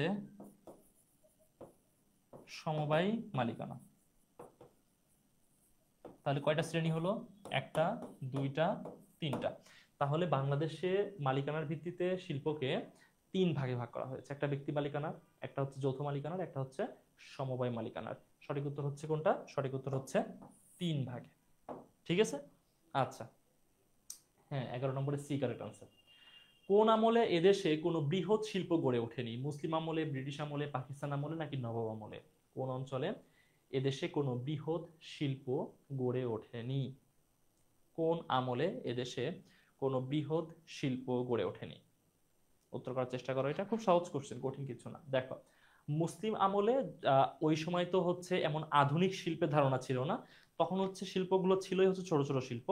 যেমন ঢাকায় মসলিন মুসলিম আমলে খুবই বিখ্যাত একটা শিল্প পণ্য। তো এই ধরনের পোশাক শিল্প জাতীয় যে শিল্পগুলো ছিল সেগুলো এই অঞ্চলে গড়ে উঠেছে, মুসলিম আমলে গড়ে উঠেছে। আচ্ছা, ব্রিটিশ আমলেও অনেকগুলা গড়ে উঠেছে, যেমন হচ্ছে দেখো এই যে আদমজি পাটকল, এই ধরনের হচ্ছে পাট শিল্প বা চিনি শিল্প, এগুলা ব্রিটিশ আমলে গড়ে উঠেছে। নবাব আমলেও ওই ধরনের শিল্প, ওই যে প্রাচীনকালে মুসলিম আমলে যেমন একই ধরনের শিল্প গড়ে উঠেছে, কিন্তু পাকিস্তান আমলে তেমন উল্লেখযোগ্য নতুন করে শিল্প এদেশে গড়ে ওঠেনি। ওই পুরাতন যেগুলা ছিল ওইগুলাই চলতো, তাছাড়া নতুন করে কোনো শিল্প এই অঞ্চলে বা বর্তমান যে বাংলাদেশ এখানে গড়ে ওঠেনি। সঠিক উত্তর হচ্ছে পাকিস্তান আমলে, ঠিক আছে। ওকে, বাংলাদেশ সরকার কোন শিল্পনীতি ঘোষণার মাধ্যমে শিল্পসমূহকে ব্যক্তি মালিকানায় ছেড়ে দিতে শুরু করে? শিল্পনীতি 1973, শিল্পনীতি 1986, শিল্পনীতি 1991, শিল্পনীতি 1982? কোন শিল্পনীতি অনুসারে বা কোন শিল্পনীতি ঘোষণার মাধ্যমে শিল্পসমূহকে ব্যক্তি মালিকানায় ছেড়ে দিতে শুরু করে? কোন শিল্পনীতির মাধ্যমে? আচ্ছা, এটা একটু টাফ কোশ্চেন মনে হয়, উত্তর করতে একটু কষ্ট হতে পারে। দেখো, আমাদের যে স্বাধীনতা যুদ্ধ হয় 1971 সালে, স্বাধীনতা যুদ্ধের পরে খুবই উল্লেখযোগ্য একটা ঘটনা ঘটে। আফটার 1971 যে ঘটনাটা ঘটে সেটা হচ্ছে যত শিল্প আছে শিল্পগুলোকে রাষ্ট্রীয়করণ করা হয় বা জাতীয়করণ করা হয়। জাতীয়করণ, জাতীয়করণ বলতে কি বোঝানো হয়? সরকারি করে নেওয়া হয়। ঠিক আছে, অর্থাৎ ধরো যে আদমজি পাটকল বাংলাদেশে বিখ্যাত একটা পাট শিল্পের একটা অংশ ছিল, তো এটাকে কি করা হয়? রাষ্ট্রীয়করণ করা হয়, জাতীয়করণ করা হয়, অর্থাৎ মালিক হয়ে যাবে কে? রাষ্ট্র। অর্থাৎ রাষ্ট্রটাকে পরিচালনা করবে, যা প্রফিট হবে রাষ্ট্র নিবে। তো এতে দেখা গেল কি যে প্রোডাকশন অনেক কমে যাচ্ছে। কেন হয় এমনটা? ধরো তুমি একটা সরকারি ফার্মে কাজ করো, তুমি দেখবে যে আমার তো চাকরি যাবে না, সরকারি চাকরি করি, দূর এত কাজ করে কি হবে, ফাঁকি দিই। বাট যখন তুমি ব্যক্তি মালিকানার কোনো ফার্মে কাজ করবা, মানে 19 থেকে 20 হলে তোমার চাকরি নাই, তখন তুমি কি একদম ফুল এফোর্ট দিয়ে কাজ করবা। তো এতে কি হলো যে প্রফিট কমে যেতে লাগলো, মানে রাষ্ট্রীয়করণ করার ফলে বা জাতীয়করণ করার ফলে প্রফিট কমে যেতে লাগলো। তখন সরকার চিন্তা করলো যে না, এভাবে তো হবে না, জাতীয়করণ করে আসলে মানে দেশের যে উন্নতি হওয়ার কথা ছিল সেটা হবে না। তখন হচ্ছে আবারও ব্যক্তি মালিকানায় ছেড়ে দেওয়া শুরু করলো। যেটা হচ্ছে কত সালে, এই যে সাদিয়া আফরিন যেটা বলেছো 13 বি, এইটা হচ্ছে সঠিক উত্তর, 13 বিতে 1986 সালে। 1986 শিল্পনীতি অনুসারে জাতীয়করণ না করে সেগুলোকে আবারও ব্যক্তি মালিকানায় ছেড়ে দেওয়া শুরু করলো বাংলাদেশ সরকার। 14 নম্বর কোশ্চেন, পাট, বস্ত্র, চিনি, কাগজ সবই কোন পণ্যের শিল্প? কৃষি, ভোগ্য, রপ্তানিমুখী নাকি আমদানিমুখী? কোনটা? পাট, বস্ত্র, চিনি, কাগজ। আচ্ছা, পাট শিল্প থেকে কি তৈরি হয়? এই যে পাটের বস্তা, তারপরে হচ্ছে পাট থেকে সুতা তৈরি করে এক ধরনের শাড়ি তৈরি করা হয়। ঠিক আছে, এক ধরনের শাড়ি বা পোশাক তৈরি করা হয়। ঠিক আছে, পোশাক তৈরি করা হয়। তারপরে হচ্ছে ব্যাগ তৈরি করা হয়। এই ধরনের পাট থেকে এই ধরনের পণ্যগুলো আসে। বা কার্পেট তৈরি করা হয়, কার্পেট তৈরি করা হয়। আমি ধরলাম আরো অনেক কিছু। বস্ত্র থেকে তো বুঝতে পারতেছো নিশ্চয়ই, কাপড় তৈরি করা হয়। চিনি শিল্প থেকে চিনি তৈরি করা হয়, কাগজ শিল্প থেকে কাগজই তৈরি করা হয়। তো এগুলা কোন ধরনের শিল্প? এগুলা কি হচ্ছে কৃষি শিল্প? কোনোদিন না, এগুলো তো কৃষি শিল্প হতে পারে না, একদম সোজা কথা। কারণ এগুলোর সাথে কৃষির সম্পর্ক নাই। ঠিক আছে, ভোগ্য, রপ্তানিমুখী নাকি আমদানিমুখী? রপ্তানিমুখী। দেখো, এখানে হচ্ছে পাট আমরা রপ্তানি করি, ঠিক আছে, বাট এটা এমন না যে শুধু আমরা সবকিছু রপ্তানি করে দিই। আমরা নিজ দেশে ব্যবহার করি তারপর রপ্তানি করি, তার মানে এটা রপ্তানিমুখী না। রপ্তানিমুখী হচ্ছে যেটা আমরা শুধুমাত্র রপ্তানি করার উদ্দেশ্যেই তৈরি করি, সেটা। তাহলে এটা বাদ যাচ্ছে।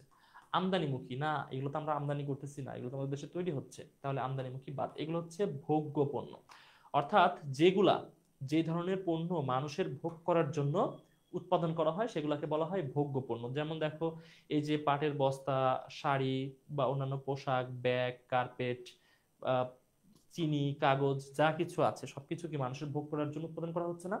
তো যেগুলো ভোগ করার জন্য উৎপাদন করা হয় সেগুলোকে বলা হয় কি? ভোগ্য পণ্য। তাহলে এই যে শিল্পগুলো বাংলাদেশে আছে এগুলো হচ্ছে আমাদের দেশের ভোগ্য পণ্যের শিল্প। ঠিক আছে, আচ্ছা, পরের কোশ্চেনে আমরা আসি। দেশের শিল্পায়নের গতিকে বেগবান করতে কোনটি যুগ উপযোগী শিল্পনীতি? শিল্পনীতি 1982, শিল্পনীতি 1986, শিল্পনীতি 2010, শিল্পনীতি 2016। আমাদের দেশের শিল্পায়নের গতিকে বেগবান করতে কোনটি যুগ উপযোগী শিল্পনীতি? কোনটি? আমাদের দেশের শিল্পায়নের গতিকে বেগবান করতে কোনটি যুগ উপযোগী শিল্পনীতি? শিল্পনীতি 1982, শিল্পনীতি 1986, শিল্পনীতি 2010, শিল্পনীতি 2016। সি উত্তর বলছো 15, 10 কে বলছো শিল্পনীতি না। শিল্পনীতি 2016 সঠিক উত্তর। কেন 16 সঠিক উত্তর হলো? দেখো, আমাদের দেশে যে শিল্পনীতি 2010 ছিল, তো ওই সময়ে শিল্পকে ভাগ করা হয়েছিল 9টি ভাগে। এই সময় শিল্পকে 9 ভাগে ভাগ করা হয়েছিল, ঠিক আছে। আর 2016-তে এসে 12 ভাগে ভাগ করা হয়। এই 12 ভাগে নতুন কোনগুলোকে আনা হয় সেটা হচ্ছে, যেইগুলা হচ্ছে আহ এই এই 9 ভাগের মধ্যে কিছু ছিল না যে হচ্ছে একটু অগ্রগামী শিল্প, বা যাদেরকে একটু প্রিফারেন্স দেওয়া হতো, ঠিক আছে, প্রিফারেন্স ইন্ডাস্ট্রি বা এই জাতীয় শিল্প যেগুলো ছিল, আহ এগুলাকে কি বলা হতো? এগুলাকে বলা হতো অগ্র অধিকার শিল্প। অগ্র অধিকার শিল্প। তো এই যখন 12 ভাগ করা হলো, অগ্রাধিকার শিল্পের আরো একটা ভাগ নিয়ে আসা হলো, অতি অগ্রাধিকার শিল্প। তারপরে আনা হলো কি, এই যে ইন্টেলেকচুয়াল যে শিল্পগুলো আছে, ঠিক আছে, বুদ্ধিভিত্তিক শিল্প, এগুলোকে আনা হলো।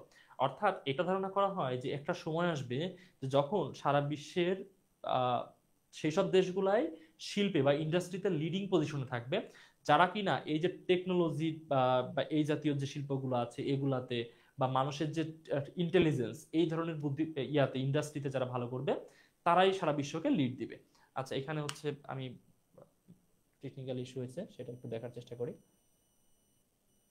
ওকে, ঠিক আছে। এটা তো এই ধরনের বা ইন্ডাস্ট্রিতে যারা হচ্ছে ভালো করতে পারবে তারা লিড দিবে, যে কারণে এই শিল্পনীতি 2016-তে অ্যাডিশনালি 3টাকে বাড়ানো হয়েছে। অতি অগ্রাধিকার শিল্প, তাছাড়া হচ্ছে এই যে আমাদের যে কৃত্রিম, আমাদের যে বুদ্ধিমত্তা, এই বুদ্ধিমত্তাকে কৃত্রিম বুদ্ধিমত্তায় রূপান্তর করে যে হচ্ছে শিল্পতে কনভার্ট করা যায়, এইসব বিষয়গুলোকে যেহেতু এখানে আনা হয়েছে, তার মানে কি আমাদের এটা যুগ উপযোগী শিল্পনীতি। মানে এই যুগের চাহিদাই হচ্ছে এটা, যে মানুষজন ওই যে কনভেনশনাল, এখন তুমি যদি পাট শিল্পে গুরুত্ব দাও, তুমি যদি এখন বস্ত্র শিল্পে গুরুত্ব দাও, তুমি সারা বিশ্বের যে প্রতিযোগিতা রেস, এখান থেকে পিছিয়ে যাবা। তোমার এখন দরকার, দুনিয়া চাচ্ছে আর্টিফিশিয়াল ইন্টেলিজেন্স, দুনিয়া চাচ্ছে টেকনোলজিক্যাল ডেভেলপমেন্ট, কোন দেশ কত ভালো রোবট তৈরি করতে পারে, কোন দেশ কত ভালো আইটি প্রোডাক্ট তৈরি করতে পারে, কোন দেশ কত ভালো তোমার এআই ডেভেলপ করতে পারে। এইগুলা হচ্ছে বর্তমান সময় শিল্পের প্রয়োজনীয়তা বা শিল্পের নিড। তো এটা পূরণ করতে এই এই এই ক্লাসিফিকেশনটা এনেছেই হচ্ছে 2016-তে, এবং এগুলাতে সরকার আলাদা মনোযোগ দিচ্ছে, যে কারণে এটাকে বলা হয় সব থেকে যুগ উপযোগী শিল্পনীতি। সঠিক উত্তর অপশন ডি। 16 নম্বর কোশ্চেন, ইপিজেড কি? রপ্তানি প্রক্রিয়াজাতকরণ অঞ্চল, রপ্তানি পণ্য নিয়ন্ত্রণ অঞ্চল, আমদানি প্রক্রিয়াজাতকরণ অঞ্চল, নাকি আমদানি পণ্য নিয়ন্ত্রণ অঞ্চল? ইপিজেড কি? আচ্ছা, ইপিজেড তো সহজ, ইপিজেড এর উত্তর তোমরা পারবে আশা করি। 16 নম্বরের উত্তর কি, এটা তোমরা আশা করি পারবে খুব সহজেই। উত্তর করার চেষ্টা করো। উম, রাইসা, মুনতাহিদ, তোমরা সব উত্তর করো। স্যার পিডিএফ কোথায় পাবো? পিডিএফ হচ্ছে আমাদের যারা হচ্ছে রেগুলার স্টুডেন্ট, মানে অ্যাডমিশন ব্যাচে যারা ভর্তি হয়ে গেছে, তাদের গ্রুপে অবশ্যই পিডিএফ দিয়ে দেওয়া হবে। তাছাড়া তো অন্য কোনো ওয়ে নাই পিডিএফটা দেওয়ার, ঠিক আছে? ওইখানেই পিডিএফ দেওয়া হবে। 16 বলছো রপ্তানি প্রক্রিয়াজাতকরণ অঞ্চল, ইপিজেড এর আমরা যদি হচ্ছে ইংলিশ যে পূর্ণ রূপটা আমরা দেখি, সেটা হচ্ছে কি, ইতে হচ্ছে এক্সপোর্ট, এক্সপোর্ট, পিতে হচ্ছে প্রসেসিং, প্রসেসিং, আর জেডতে হচ্ছে কি, জোন। ঠিক আছে। আচ্ছা, এক্সপোর্ট বলতে বোঝানো হয় রপ্তানি, প্রসেসিং বলতে বোঝানো হয় প্রক্রিয়াজাতকরণ, প্রক্রিয়াজাতকরণ, আর জোন বলতে বোঝানো হয় কি, অঞ্চল, জোন বলতে বোঝানো হয় হচ্ছে অঞ্চল। তাহলে রপ্তানি প্রক্রিয়াজাতকরণ অঞ্চল, অর্থাৎ আমরা যে প্রোডাক্টগুলো তৈরি করি, এগুলা যে আমরা বিদেশে রপ্তানি করব, এগুলো তো একটা ফরমেশনের মধ্যে আনতে হয়। ঠিক আছে, ধরো যে বিভিন্ন ফার্ম গুলা, ঠিক আছে, ধরো যে বাংলাদেশের পোশাক তো বাইরের দেশে রপ্তানি হয়, তো বিভিন্ন ফার্ম পোশাক তৈরি করছে, এই পোশাকগুলো এক জায়গাতে এনে বিদেশে রপ্তানি করার যে ফরমেশন, সেই ফরমেশনে সেট করে বাইরের দেশে যা বায়ার যারা আছেন, এই বায়ারদের কাছে হস্তান্তর করার যে কাজটা, সেটা যেখানে করা হয় সেটাকে বলা হয় ইপিজেড বা এক্সপোর্ট প্রসেসিং জোন। ঠিক আছে। আচ্ছা, সহজ কোশ্চেন ছিল এটা, এবং পরীক্ষাতে আসার মতো কোশ্চেন। আর কি কমেন্ট করছো? ভাইয়া পিডিএফ পাওয়ার জন্য কি এখন অ্যাডমিশন ব্যাচে অ্যাডমিট হবো? আচ্ছা, তুমি অ্যাডমিশন ব্যাচে ভর্তি হতে পারো, এটা তোমার ব্যাপার, বাট পিডিএফ তাছাড়া তো দেওয়ার কোনো উপায় নাই। মানে হচ্ছে পিডিএফ তো তোমার হচ্ছে ফেসবুকে দেওয়া যায় না, কারণ ফেসবুক তো হচ্ছে তুমি পিডিএফ পোস্ট করতে পারবো না পেজ থেকে, তাই না? জাস্ট ফটো বা হচ্ছে ভিডিও পোস্ট করা যায়, এর জন্য হচ্ছে পিডিএফ এখানে দেওয়ার কোনো ওয়ে নাই আমাদের হাতে। বাট আমরা হচ্ছে চেষ্টা করব, যদি হচ্ছে আমি অফিসে বলে দিব না যে এগুলো প্রত্যেকটা আলাদা করে ফটো তৈরি করে মানে হচ্ছে পেজে একবারে পোস্ট করে দেওয়া যায় নাকি, তাহলে তোমরা পেজে পাইতে পারো। বাট পিডিএফ তো হচ্ছে আর পোস্ট করা যায় না। বা আরেকটা কাজ করা যেতে পারে, যে একটা পোস্ট করে হচ্ছে তার কমেন্ট সেকশনে হচ্ছে পিডিএফ এর লিংকটা দিয়ে দিতে পারি, এভাবে দিতে পারি। হ্যাঁ, তাহলে হচ্ছে এভাবে আমি বলে দিব, মনে করে দিতে, যে একটা পোস্ট করে যে অর্থনীতি দ্বিতীয় পত্রের গুরুত্বপূর্ণ এমসিকিউ সমাধান, পিডিএফ লিংক কমেন্টে দিয়ে হচ্ছে, কমেন্টে পিডিএফ এর লিংকটা দিয়ে দিব, না ওখান থেকে তোমরা দেখে নিও। ঠিক আছে। তাছাড়া আমি নর্মালি তো পিডিএফ আমি পোস্ট করতে বলতে পারবো না, এটা তো পোস্ট করা যায় না। এভাবে তোমাদেরকে দিয়ে দিব, সমস্যা নেই, টেনশন নিও না। পিডিএফ পাবা, কোনো না কোনো ভাবে পিডিএফ পেয়ে যাবা। খেয়াল রেখো, পেজে খেয়াল রেখো, তাইলে হবে। বাংলাদেশ চা বোর্ডের তথ্য অনুযায়ী দেশে চা চাষের জমির পরিমাণ কত? বাংলাদেশে চা বোর্ডের তথ্য অনুযায়ী চা চাষের জমির পরিমাণ কত? 1,47,570 একর, 1,75,217 একর, 1,75,217 একর, দুইটা অপশন সেম হয়ে গেছে, 2,75,217 একর। কোনটা সঠিক উত্তর? আমি এটা চেঞ্জ করে দিলাম, এটা দিলাম হচ্ছে 3 লক্ষ। কোনটা সঠিক উত্তর? কোনটা সঠিক উত্তর? একটু একটু ক্রিটিক্যাল, তাই না? মানে একটু চিন্তা ভাবনা করতে হচ্ছে, একটু কঠিন মনে হচ্ছে।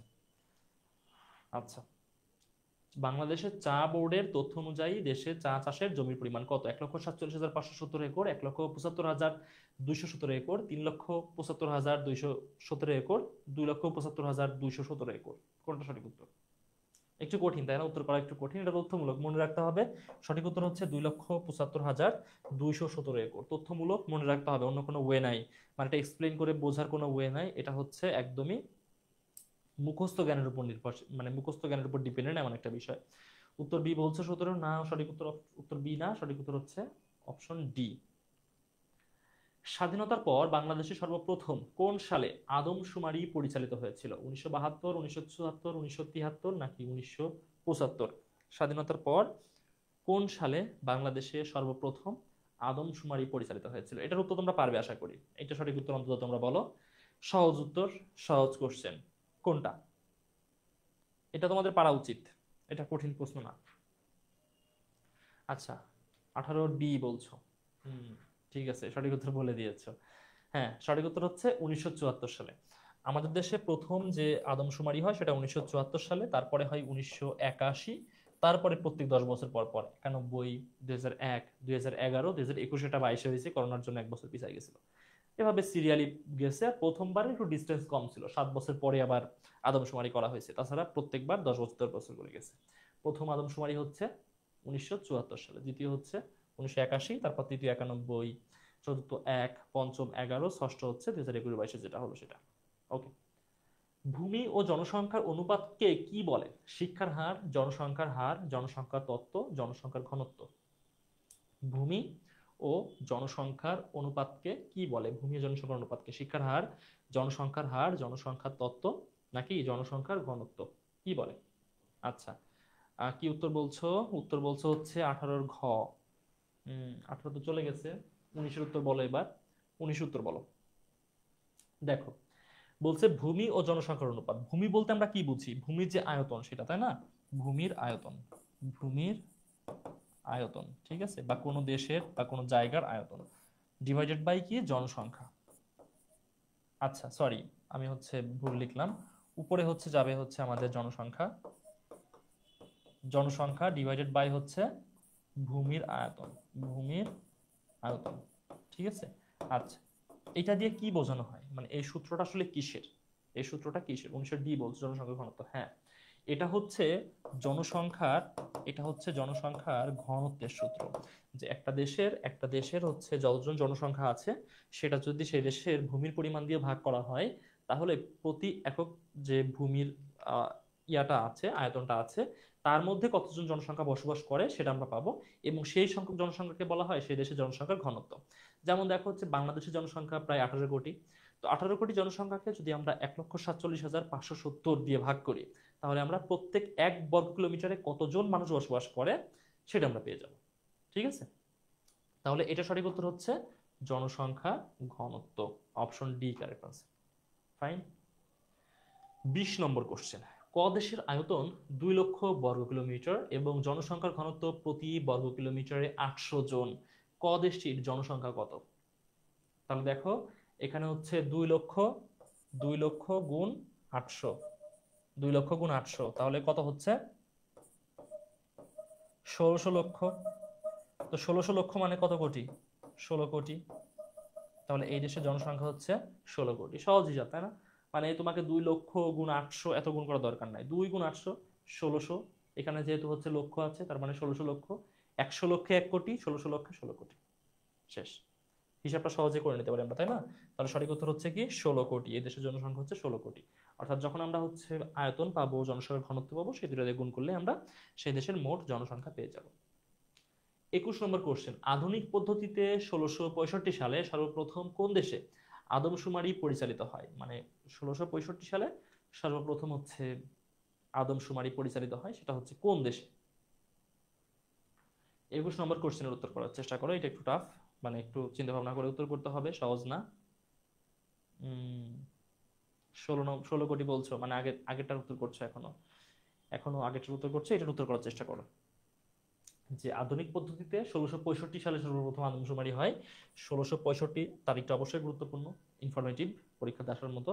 বাট কোন দেশে সর্বপ্রথম আদমশুমারি পরিচালিত হয়? ইতালিতে, আইসল্যান্ডে, ভ্যাটিকান সিটিতে, নাকি ঘানায়? কোথায়? সঠিক উত্তর হচ্ছে আইসল্যান্ডে। ঠিক আছে, আইসল্যান্ডের সর্বপ্রথম আধুনিক পদ্ধতির যে জনসংখ্যা গণনা পদ্ধতি সেটা চালু হয়। এর আগেও কিন্তু পৃথিবীর বহু দেশে জনসংখ্যার গণনা হয়েছে, বাট সেগুলো আধুনিক পদ্ধতি না, সেগুলো ওই সনাতন পদ্ধতিতে। সেখানে অনেক ভুল ছিল, এরর ছিল, কিন্তু এটাতে কোনো এরর ছিল না, একদমই মানে এক্সস্টিভ ভাবে করা হয়েছিল।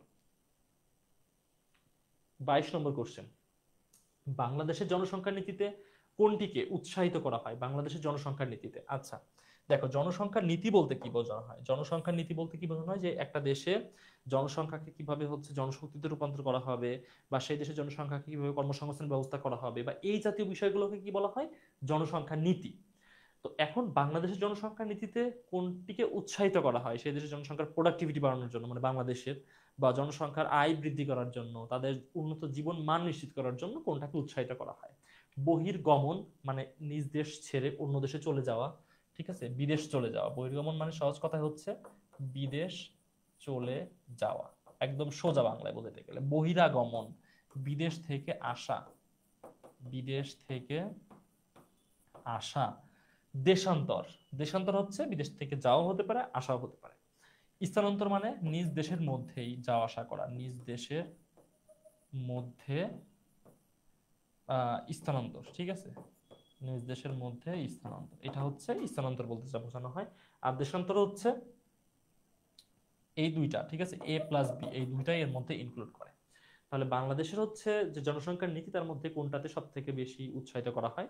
তোমরা উত্তর করার চেষ্টা করো। 21-এর 22 নম্বর উত্তর করো, 21 নম্বর চলে গেছে।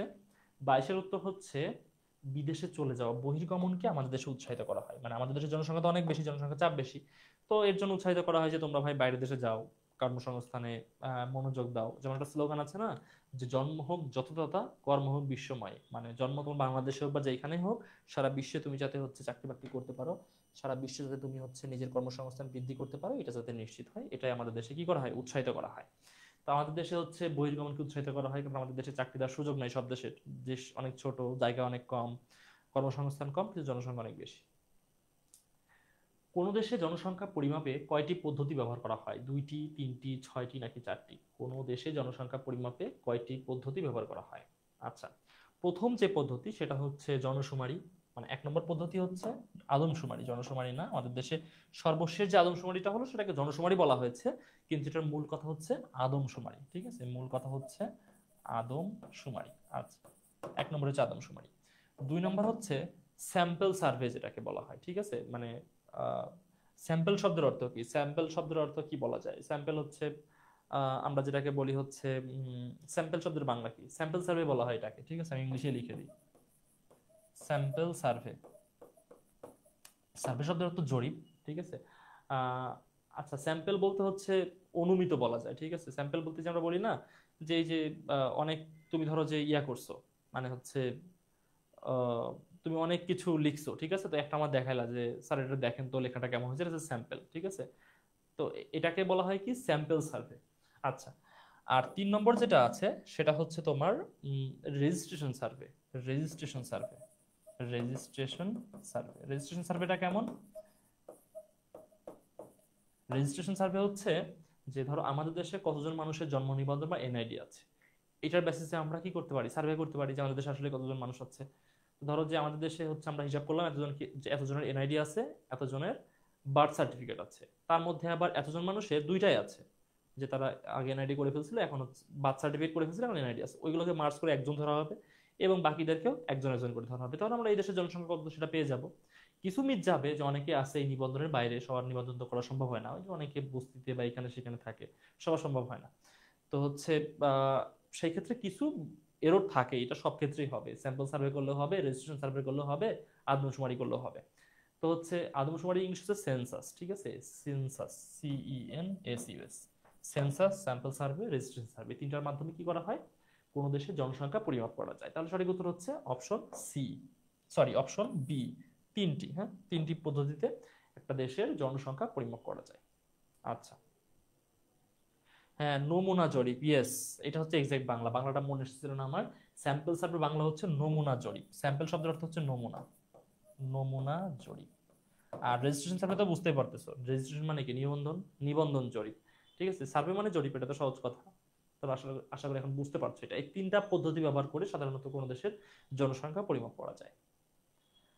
কোনো দেশের জনসংখ্যার ঘনত্ব নির্ণয় করতে হলে জানতে হবে মোট জনসংখ্যা, মোট ভূমির আয়তন, মাথাপিছু আয়, নিচের কোনটি সঠিক। কোনো দেশের জনসংখ্যার ঘনত্ব নির্ণয় করতে গেলে দেখো, জনসংখ্যার ঘনত্ব বের করার সূত্রটা কি, সেই দেশের আয়তন কতটুকু এটা আমাদেরকে অবশ্যই জানতে হবে, ভাগ করতে হবে সেই দেশের জনসংখ্যা দিয়ে, সেই দেশের জনসংখ্যা দিয়ে, তাহলে আমরা কি পাবো, জনসংখ্যার ঘনত্ব পাবো। তাহলে এখন দেখো, আমাদের লাগতেছে হচ্ছে মোট জনসংখ্যা, ওই যে এখানে বলতেছে জনসংখ্যা, মোট ভূমির আয়তন, ভূমির আয়তনটা অবশ্যই প্রয়োজন হবে, কিন্তু মাথাপিছু আয় আমরা কি করব ভাই, কারণ আমরা জনসংখ্যার ঘনত্ব বের করতেছি, তাহলে মাথাপিছু আয়ের কোনো দরকার নাই। মোট জনসংখ্যা, মোট ভূমির আয়তন, এই দুইটা বিষয় হলে হবে। অপশন এ এবং বি, বা সরি, অপশন 1 এবং 2, রোমান 1 এবং রোমান 2 হচ্ছে কারেক্ট। তার মানে এই যে এটা হচ্ছে সঠিক উত্তর, এ সঠিক উত্তর। কি সহজে বুঝতে পারছি না আমরা? সহজ, খুব বেশি কঠিন না। এর জন্য বলতেছি যে সহজ সাবজেক্ট যেহেতু এটা, এখানে একটু বেশি মার্ক তোলার চেষ্টা করো, যাতে ফার্স্ট পেপারে কোনো যদি অ্যাক্সিডেন্ট হয়েও যায়, হ্যাঁ, সেটাতে কোনো সমস্যা হবে না। আর যেহেতু এই পরীক্ষাটাই আগে, সহজটাই আগে, তার মানে একটু প্রেশার কম আছে। নির্দিষ্ট সময়ে প্রতি হাজারে মোট যতজন জীবিত শিশু জন্মগ্রহণ করে তাকে কি বলে? মৃত্যু হার, জনসংখ্যা বৃদ্ধির হার, জন্মহার, নাকি শিশু মৃত্যু হার, কি বলে এটাকে? দেখো, নির্দিষ্ট সময়ে প্রতি হাজারে মোট যতজন জীবিত শিশু জন্মগ্রহণ করে তাকে কি বলে, এই সূত্রটাই এইভাবে, ঠিক আছে। সূত্রটাই হচ্ছে এমন, মোট জন্মগ্রহণকারী, মোট জন্মগ্রহণকারী জীবিত শিশু ডিভাইডেড বাই মোট জনসংখ্যা, ডিভাইডেড বাই মোট জনসংখ্যা গুণ হচ্ছে 1000। এটা হচ্ছে সূত্র। এটা কিসের সূত্র? মৃত্যুহারের? কোনো অবস্থাতেই না, কারণ এখানে বলছে জীবিত শিশু, তাহলে এটা বাদ। শিশু মৃত্যুহার? না, মৃত্যুহার আসলেই বাদ। এখন জন্মহার নাকি জনসংখ্যা বৃদ্ধির হার, কোনটা? এটাকে বলা হয় জন্মহার, কারণ জন্মগ্রহণকারী জীবিত শিশুর সংখ্যা, তাহলে জনসংখ্যা বৃদ্ধির হার বাদ যাচ্ছে, সঠিক উত্তর হচ্ছে কি, জন্মহার। তাহলে এই যে সূত্রটা, এটা হচ্ছে জন্মহারের সূত্র, সঠিক উত্তর হচ্ছে অপশন সি। ফাইন।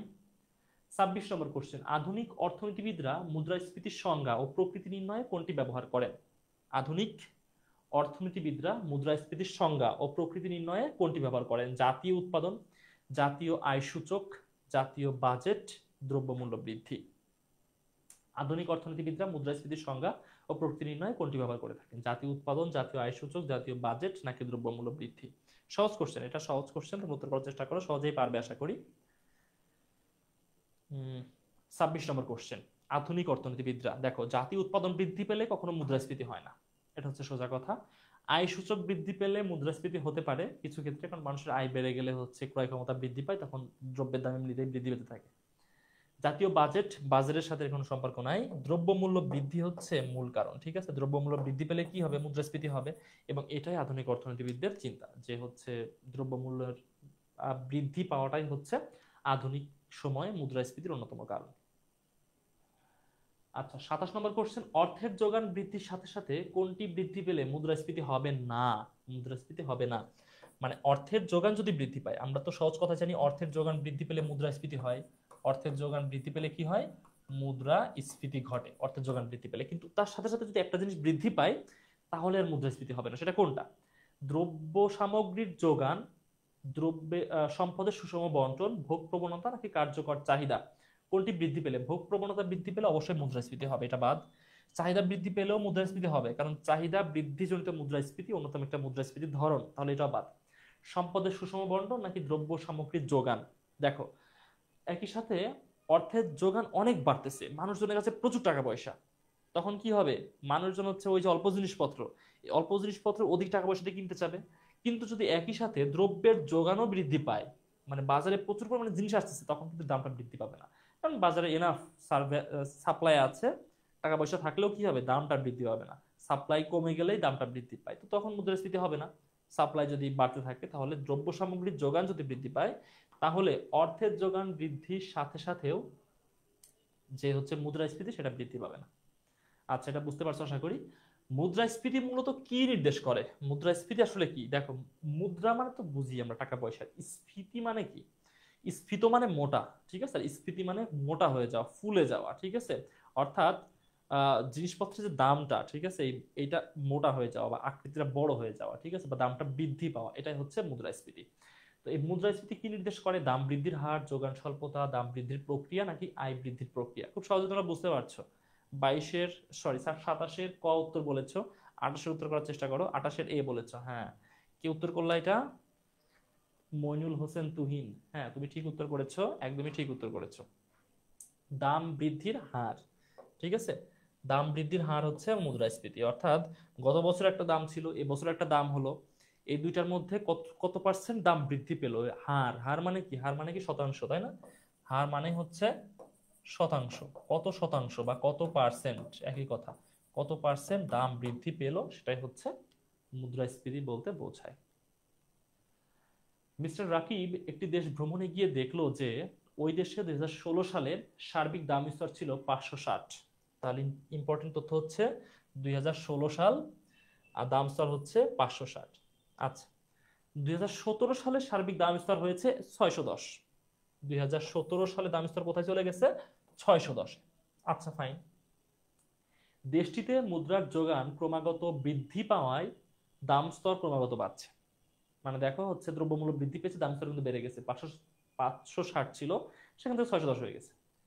ফলে মুদ্রাস্ফীতির হার ক্রমাগত বাড়ছে। মিস্টার রাকিবের ভ্রমণকৃত দেশটিতে 2017-তে মুদ্রাস্ফীতির হার কত? 2017-তে মানে হচ্ছে এই যে পরের বছরটাতে মুদ্রাস্ফীতি কতটুকু হয়েছে? দাম স্তর 560 থেকে 610 হয়েছে।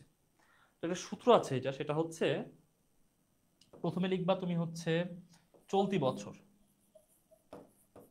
বছরের দাম স্তর, ঠিক আছে, বিয়োগ ভিত্তি বছরের দাম স্তর। সংক্ষেপে আমি লিখলাম হচ্ছে ভিত্তি বছর, ঠিক আছে, চলতি বছরের দাম স্তর বিয়োগ ভিত্তি বছরের দাম স্তর। আচ্ছা, ভাগ করবা ভিত্তি বছরের দাম স্তর দিয়ে, ভিত্তি বছরের দাম স্তর, আর শেষে এটাকে গুণ করবা 100 দিয়ে। শেষ পর্যন্ত দেখা যাচ্ছে আশা করি। এটাকে গুণ করবা কত দিয়ে? 100 দিয়ে। তাহলে আমরা কি পাবো? মুদ্রাস্ফীতির হারটা পাবো। চলতি বছরের দাম স্তর যেটা আছে, দেখো চলতি বছরের দাম স্তর কত আছে? চলতি বছর মানে কি? 2017। এটা যেহেতু চাচ্ছে আমাদের উত্তরে, এটা হচ্ছে 610। আর ভিত্তি বছর মানে যেই বছরের সাথে আমরা তুলনা করছি সেটা 560। তাহলে 560 ভিত্তি বছরের দাম স্তর ডিভাইডেড বাই, তো ভিত্তি বছর ছিল হচ্ছে 610, সরি ভিত্তি বছর ছিল হচ্ছে 560 2016-তে, কারণ চলতি বছর হচ্ছে 2017 আর ভিত্তি বছর হচ্ছে 2016। মানে আগেরটা হচ্ছে ভিত্তি বছর, যার সাথে আমরা তুলনা করতেছি সেটা হচ্ছে ভিত্তি বছর, আগেরটা সবসময়। তাহলে এটা হচ্ছে 560 ডিভাইডেড বাই 560, আর গুণ করতে হবে কত দিয়ে? 100 দিয়ে। এটা বিয়োগ করলে দেখো কত হয়, উপরে বিয়োগ করলে 50 হবে, 610 থেকে 560 বিয়োগ করলে, আর নিচে হচ্ছে 560 আর গুণ হচ্ছে 100। তো 50-কে তুমি যদি 560 দিয়ে ভাগ করো কত হবে? এটা অ্যারাউন্ড হবে 0 দশমিক হচ্ছে 08 এমন আসবে হয়তো, বা 0.0828 এমন আসতে পারে, হ্যাঁ এভাবে আসতে পারে। তার সাথে তুমি যদি 100 গুণ করো তাহলে কত আসবে? 100 গুণ করলে হবে ওইটা 8.828 এটা আসবে 100 দিয়ে গুণ করার পর। তো 8.828 আমরা যদি দুই সংখ্যা নিই তাহলে 8 দশমিক, এই 8 আমি এখানে রাখলাম, ঠিক আছে, এটা আমি লিখে একটু পরিষ্কার করে দিই। এই 8 আমি রাখলাম, এই 2 এর পরিবর্তে আমরা 3 লিখবো। কেন লিখবো? সরি, এটা হচ্ছে 928 হবে।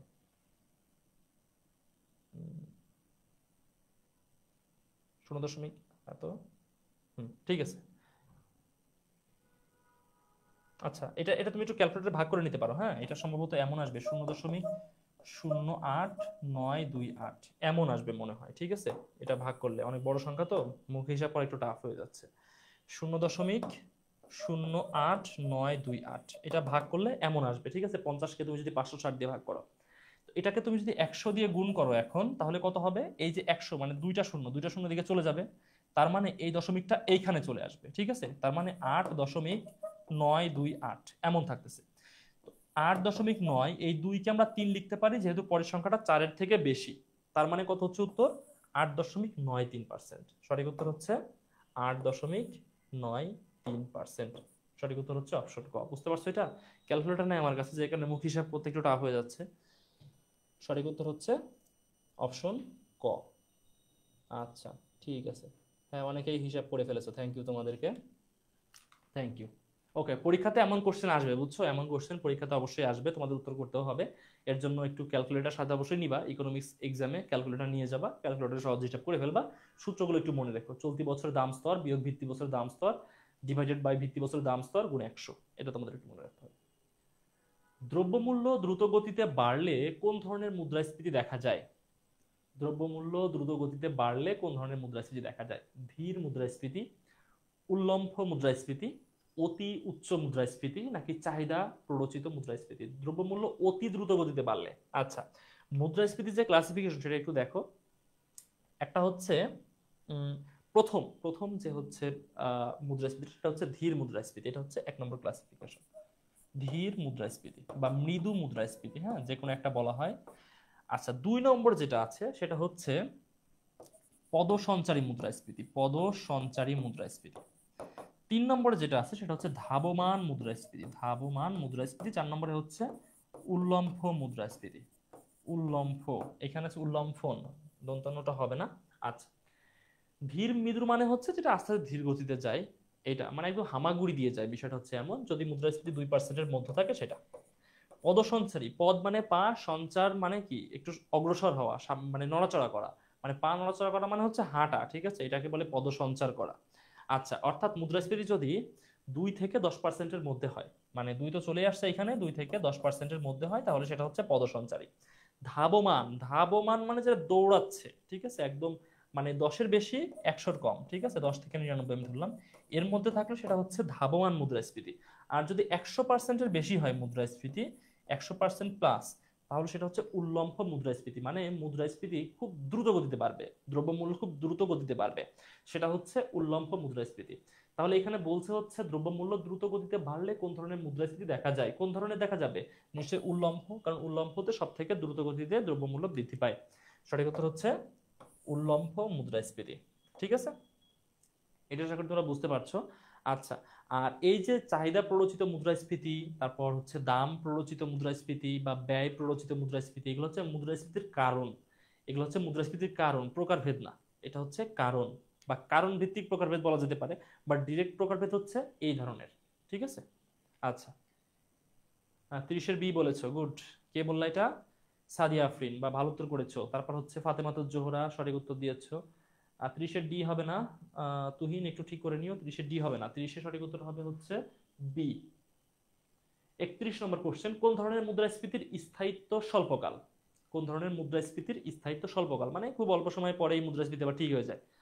ব্যয় বৃদ্ধিজনিত, চাহিদা বৃদ্ধিজনিত, ধীর মুদ্রাস্ফীতি, নাকি ঋণ বৃদ্ধিজনিত? দেখো, ধীর মুদ্রাস্ফীতি এগুলো চলতেই থাকে, এটা থামে না কোনো সময়। মানে দেখবা যে কোনো দেশে যদি তেমন মেজর দ্রব্য মূল্যের দাম বৃদ্ধি নাও পায়, ধীরে ধীরে ধীরে ধীরে একটু হইলেও দাম বৃদ্ধি পায়। মানে দেখো যে আমাদের দেশে মুদ্রাস্ফীতি যদি কোনো প্রকার নাও হয়, তাও কি এমন হবে যে 2025 সালে যেই প্রোডাক্ট তুমি হচ্ছে 10 টাকাতে কিনতেছো, 2050 সালে গিয়ে সে 10 টাকাতেই পাবা? মুদ্রাস্ফীতি ধরলাম যে খুব বেশি হয়নি দেশে, তাও তো পাবা না। তার কারণ কি, মানে মৃদু মুদ্রাস্ফীতি পৃথিবীর সব দেশে হয়, এবং এটা কোনো সময় মানে স্বল্প স্থায়ী না, এটা দীর্ঘস্থায়ী। ঠিক আছে, কোন ধরনের মুদ্রাস্ফীতির স্থায়িত্ব স্বল্পকাল? এখানে স্বল্পকাল বলছে, তার মানে এটা তো দীর্ঘকাল, এটা বাদ যাচ্ছে। ঋণ বৃদ্ধিজনিত, ধরো হচ্ছে আমাদের দেশ বহির্বিশ্ব থেকে অনেক ঋণ নিছে, নেওয়ার পরে এই ঋণ তো শোধ করতে হবে, কিভাবে শোধ করবে? সরকার বিভিন্ন দ্রব্যের দাম বৃদ্ধি করলো, ট্যাক্স বৃদ্ধি করলো, এটা দীর্ঘদিন সময় লাগে ঋণগুলো শোধ করতে। তার মানে কি, এই এই যে ঋণ বৃদ্ধিজনিত যে মুদ্রাস্ফীতিটা, এটাও দীর্ঘকাল স্থায়ী হয়। আচ্ছা, এবার আসে চাহিদা বৃদ্ধিজনিত মুদ্রাস্ফীতি। চাহিদা বৃদ্ধিজনিত কি, মানুষজনের চাহিদা অনেক বৃদ্ধি পাইছে, মানুষজনের টাকা পয়সা অনেক বেশি, তখন কি হলো, মানুষজন প্রচুর দ্রব্য কিনতে যাচ্ছে, কিন্তু বাজারে তো ফিক্সড অ্যামাউন্টের দ্রব্যই আছে। তো তখন কি হলো, দ্রব্যমূল্য বৃদ্ধি পেলো, মুদ্রাস্ফীতি হলো, এটাও দীর্ঘদিন চলতে থাকে, মানুষের কাছে টাকা পয়সা হলে এটা দীর্ঘদিন চলতে থাকে। কিন্তু ব্যয় বৃদ্ধি জনিত যে মুদ্রাস্ফীতিটা, এটা স্বল্পকাল পরে আর থাকে না। বিষয়টা কেমন? ব্যয় বৃদ্ধি জনিত বিষয়টা কেমন, দেখো যে তুমি হচ্ছে, আমি ধরলাম একটা খাদ্য পণ্য তৈরি করো এমন একটা ফার্মের মালিক। তো তুমি হচ্ছে সেখানে আটা ব্যবহার করো, ময়দা ব্যবহার করো, তারপরে হচ্ছে ভেজিটেবল অয়েল ব্যবহার করো, তারপর হচ্ছে বিভিন্ন মশলাপাতিটা সেটা ব্যবহার করো। তো এগুলোর দাম বৃদ্ধি পেয়ে গেছে বাজারে, মানে এগুলোর দাম বেড়ে গেছে, এখন তোমাকে তো এগুলা কিনতে হয়, কিনে তুমি খাদ্যপণ্য তৈরি করো। তো হচ্ছে তুমি দেখতেছো যে হচ্ছে এগুলো দাম বেড়ে গেছে, এখন আমাকে তো হচ্ছে আমার যে প্রোডাক্টটা এটা দাম বাড়াইতে হবে, নাহলে তো আমি এক্সাস্ট করতে পারবো না, আমার তো খরচ বেশি হচ্ছে, ব্যয় বেশি হচ্ছে এই দ্রব্য উৎপাদন করার জন্য। তখন তুমি দাম বাড়াই দিলা, ঠিক আছে? তো এই যে ওই পণ্যগুলোর দাম এগুলো তো আবার কমে যাবে একটা সময়, এটা তো সারা জীবন বেড়ে গেছে এমন না। তুমি দেখো না যে এই যে আহ, আটার দাম এখন বেশি আবার কমে যায়, আবার বাড়ে আবার কমে যায়, এমন হয়। ডিমের দাম এখন কম এখন বেশি, এখন কম এখন এখন বেশি, এটা হয়। তো এইগুলাতে কি হয় যে একটা সময়ে তোমার হচ্ছে এই ধরনের মুদ্রাস্ফীতি দেখা দেয়, মানে তোমার এখন ব্যয়টা বেশি হচ্ছে, আবার এই ব্যয়টা সময় কমে যাবে, তখন তুমি আবার এই তোমার পণ্যের দাম কমাই দিবা। অর্থাৎ এটা কি হয় যে খুবই দীর্ঘস্থায়ী হয় না, স্বল্পকালীন সময়ে দেখা যায়, তারপরে গিয়ে আবার এটা ঠিক হয়ে যায়। তাহলে সঠিক উত্তর কোনটা? সঠিক উত্তর হচ্ছে ব্যয় বৃদ্ধিজনিত মুদ্রাস্ফীতি, এটা দীর্ঘকাল স্থায়ী হয় না, এটার স্থায়িত্ব হচ্ছে স্বল্পকাল। ফাইন, বুঝতে পারছো আশা করি। একটু চিন্তা ভাবনা করে উত্তর করতে হবে এগুলা, একটু চিন্তা ভাবনা করে উত্তর করতে হবে, ঠিক আছে? আচ্ছা, কেন্দ্রীয় ব্যাংক যে হারে বাণিজ্যিক ব্যাংকে ঋণ দেয় তাকে কি বলে? কেন্দ্রীয় ব্যাংক যে হারে বাণিজ্যিক ব্যাংকে ঋণ দেয় তাকে কি বলে? দেখো, কেন্দ্রীয় ব্যাংক কাকে ঋণ দেয়? বাণিজ্যিক ব্যাংকে ঋণ দেয় কেন্দ্রীয় ব্যাংক। আচ্ছা, কখন ঋণ দেয়? বাণিজ্যিক ব্যাংকে যখন তারল্য সংকট হয়, মানে বাণিজ্যিক ব্যাংকের কাছে টাকা নাই, তখন তারা কেন্দ্রীয় ব্যাংক থেকে লোন নিতে পারে। তো যে হারে বাণিজ্যিক ব্যাংকের ঋণ দেয় তাকে কি বলে? এই হারটা গুরুত্বপূর্ণ শব্দ, মানে এই হারটার নাম আসলে কি? হ্যাঁ, আমরা যদি বলি যে একজন ক্রিকেটার ব্যাট করতেছে, আমি ধরলাম যে বাংলাদেশের একজন ক্রিকেটার, একজন বাংলাদেশের ভালো ব্যাটসম্যানের নাম কি এখন? লিটন কুমার দাস হতে পারে, মেহেদী হাসান মিরাজ হতে পারে, ব্যাট করতেছে। আমি যদি বলি যে হচ্ছে ইয়া কত, তার হার কত, মানে কি কি হার বোঝাই আমরা? ব্যাটিং হার, স্ট্রাইক রেট বোঝায়, তাই না? মানে হারের ইংলিশ কি? রেট। তো তার রেট কি? স্ট্রাইক রেট, ঠিক আছে? আবার বোলারের ক্ষেত্রে তার ইকোনমি রেট, মানে প্রত্যেক ওভারে সে কত করে রান দেয় এভারেজ, এটা। কিন্তু এই যে ব্যাংকের যে রেটটা বলা হয়, এই রেটটা হচ্ছে রেট অফ ইন্টারেস্ট। এটা হচ্ছে কি? রেট অফ ইন্টারেস্ট, মানে সুদের হার।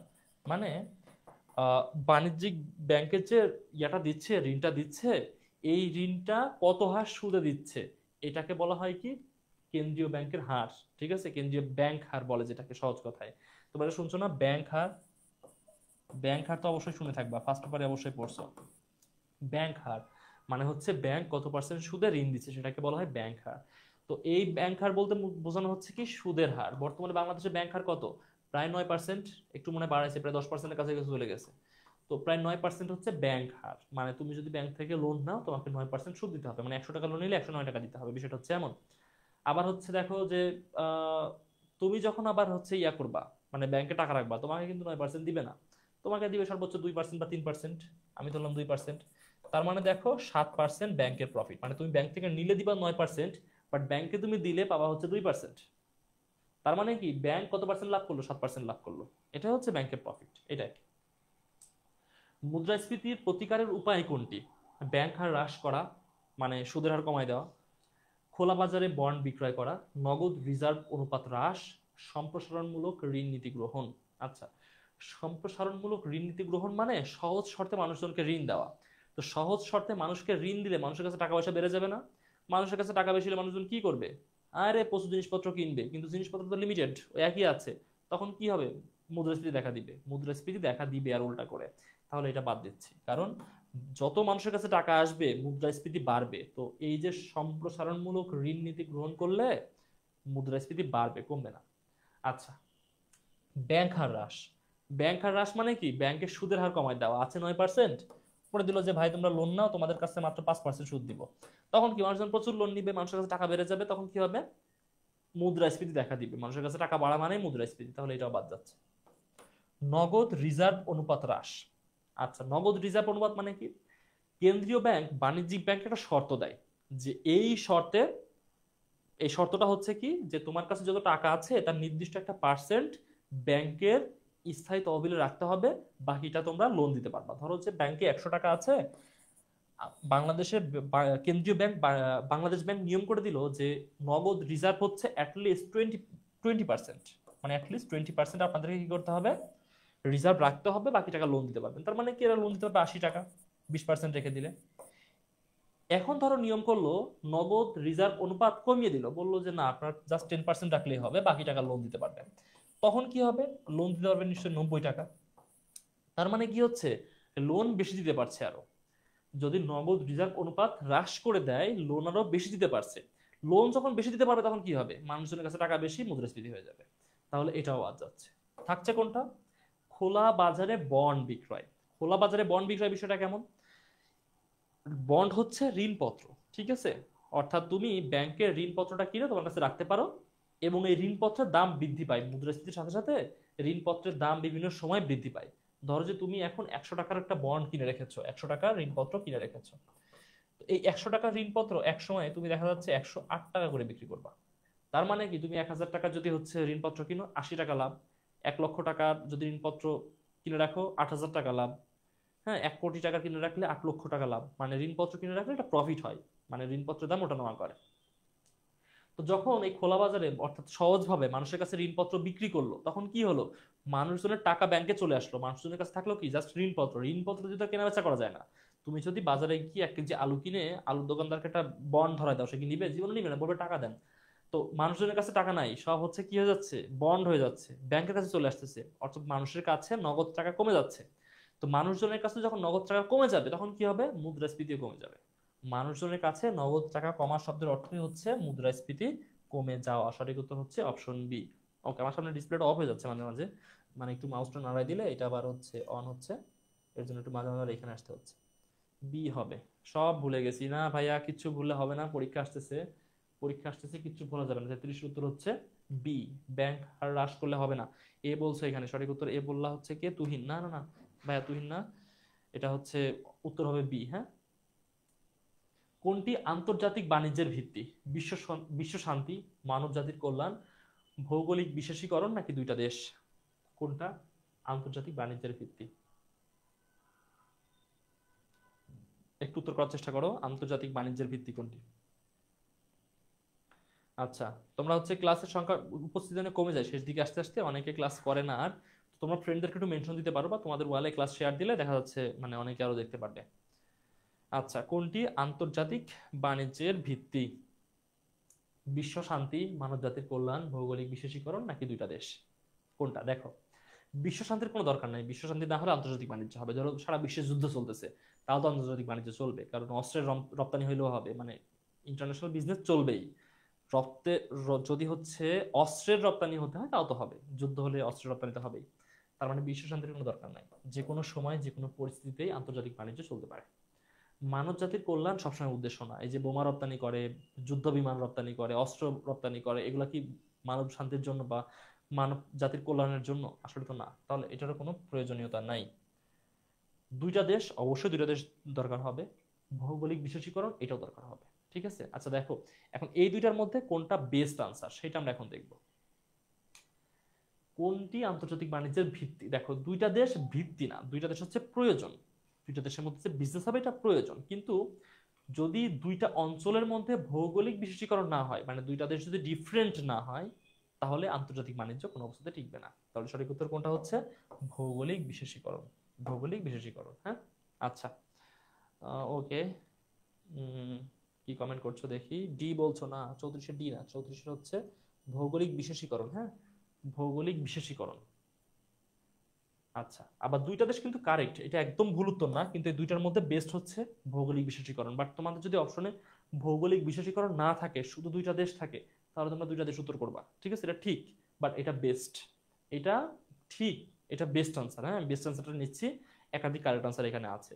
তো এই জন্য তো বললাম এই দুইটা ঠিক আছে, বাট এই দুইটার মধ্যে হচ্ছে বেস্ট এটা। যদি ভৌগোলিক বিশেষীকরণ না থাকে তোমাদের যে কোশ্চেন দিবে সেখানকার অপশনে, তাহলে তোমরা হচ্ছে দুইটা দেশ উত্তর করবা। কখন আন্তর্জাতিক বাণিজ্যের গতি বৃদ্ধি পায়, দ্বিতীয় বিশ্বযুদ্ধের পর, শিল্প বিপ্লবের পর, প্রথম বিশ্বযুদ্ধের পর, বাণিজ্যবাদের পর? কখন আন্তর্জাতিক বাণিজ্যের গতি বৃদ্ধি পায়, কখন আন্তর্জাতিক বাণিজ্যের গতি বৃদ্ধি পায়? দেখো, যখন শিল্প বিপ্লব হয়েছে তখন কি হয়েছে, যারা শিল্প বিপ্লবে পার্টিসিপেট করতে পেরেছে তারাই শিল্পজাত পণ্য উৎপাদন করতে পেরেছে। কিন্তু শিল্পজাত পণ্যগুলো এমন ছিল যেটা সারা বিশ্বের মানুষের প্রয়োজন ছিল। যেমন দেখো, টিভি তৈরি হয়েছে ইউরোপে, তো টিভির প্রয়োজনীয় তো সব দেশে আছে, পৃথিবীর সব দেশে মানুষজন এগুলো চায়। কিন্তু আমাদের মতো দেশ বাংলাদেশ, এরা তো টিভি তৈরি করতে পারেনি প্রথমে। তো আমরা কি করেছি, আমদানি করেছি। তো বিষয়টা হচ্ছে এমন, শিল্প বিপ্লবের পরে বিষয়টা এমন ঘটেছে যে যেসব দেশগুলা শিল্প বিপ্লবে পার্টিসিপেট করতে পারে নাই, তারা হচ্ছে শিল্প বিপ্লবে পার্টিসিপেট করা দেশগুলো থেকে শিল্প পণ্য আমদানি করেছে এবং সেখান থেকে মূলত এই আন্তর্জাতিক বাণিজ্যের গতি সব থেকে বেশি বৃদ্ধি পেয়েছে। তাহলে সঠিক উত্তর হচ্ছে কোনটা? শিল্প বিপ্লবের পর। ঠিক আছে, সঠিক উত্তর হচ্ছে শিল্প বিপ্লবের পর। 36 নম্বর কোশ্চেন, কোন বাণিজ্যের ক্ষেত্রে কোটা ও শুল্ক আরোপিত হয়? কোটা ও শুল্ক আরোপিত হয়। সংরক্ষিত বাণিজ্য, অবাধ বাণিজ্য, আমদানি বাণিজ্য নাকি রপ্তানি বাণিজ্য? কোটা মানে কি? কোটা মানে হচ্ছে একটা ভাগ, হ্যাঁ, একটা ভাগ। মানে এই বাণিজ্য শুধু এরাই করতে পারবে, অন্য কেউ করতে পারবে না। আবার শুধু এদের সাথেই করতে পারবে, অন্য কারোর সাথে করতে পারবে না, এমন একটা ভাগ করে দেওয়া হয়। ঠিক আছে। শুল্ক মানে কি?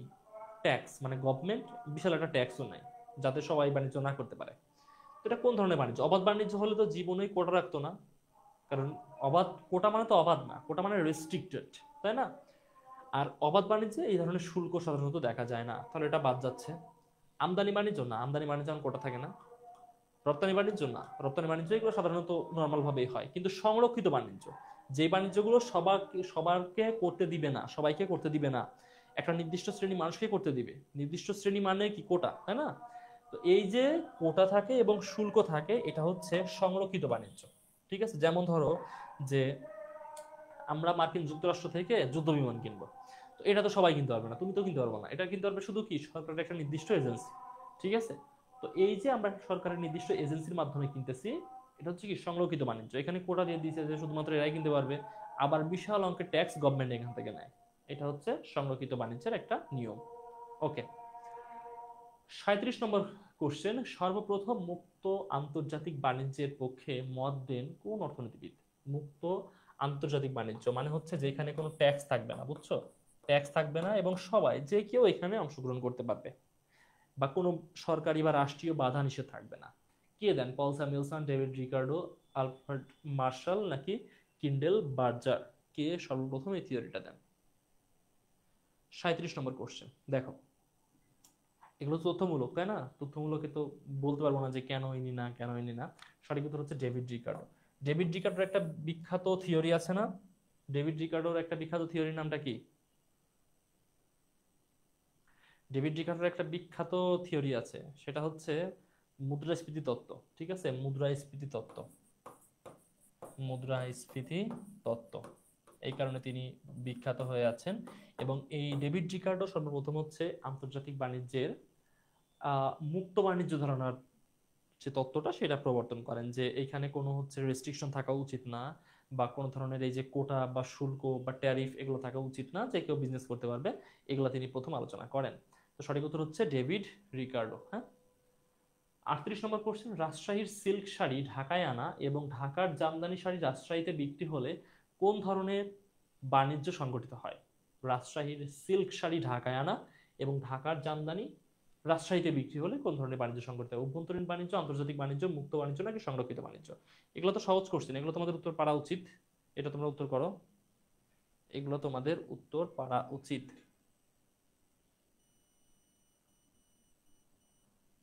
কোনটা? কোনটা সঠিক উত্তর বলো?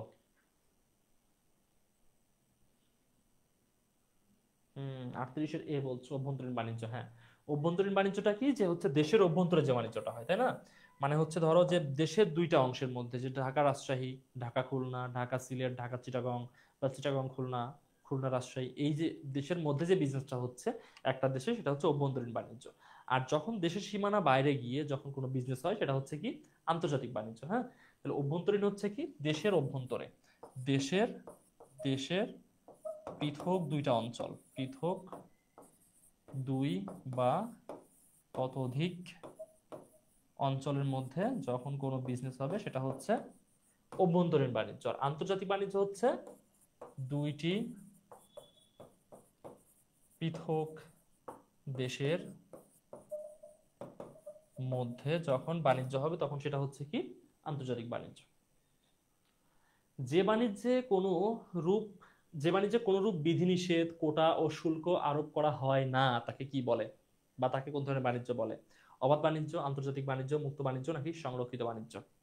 যে বাণিজ্যে কোনো এই যে এমন কি আরোপ করা হয় না, বিধিনিষেধ বা কোটা বা শুল্ক আরোপ করা হয় না, তাকে কি বলে? অবাধ বাণিজ্য, আন্তর্জাতিক বাণিজ্য, মুক্ত বাণিজ্য নাকি সংরক্ষিত বাণিজ্য?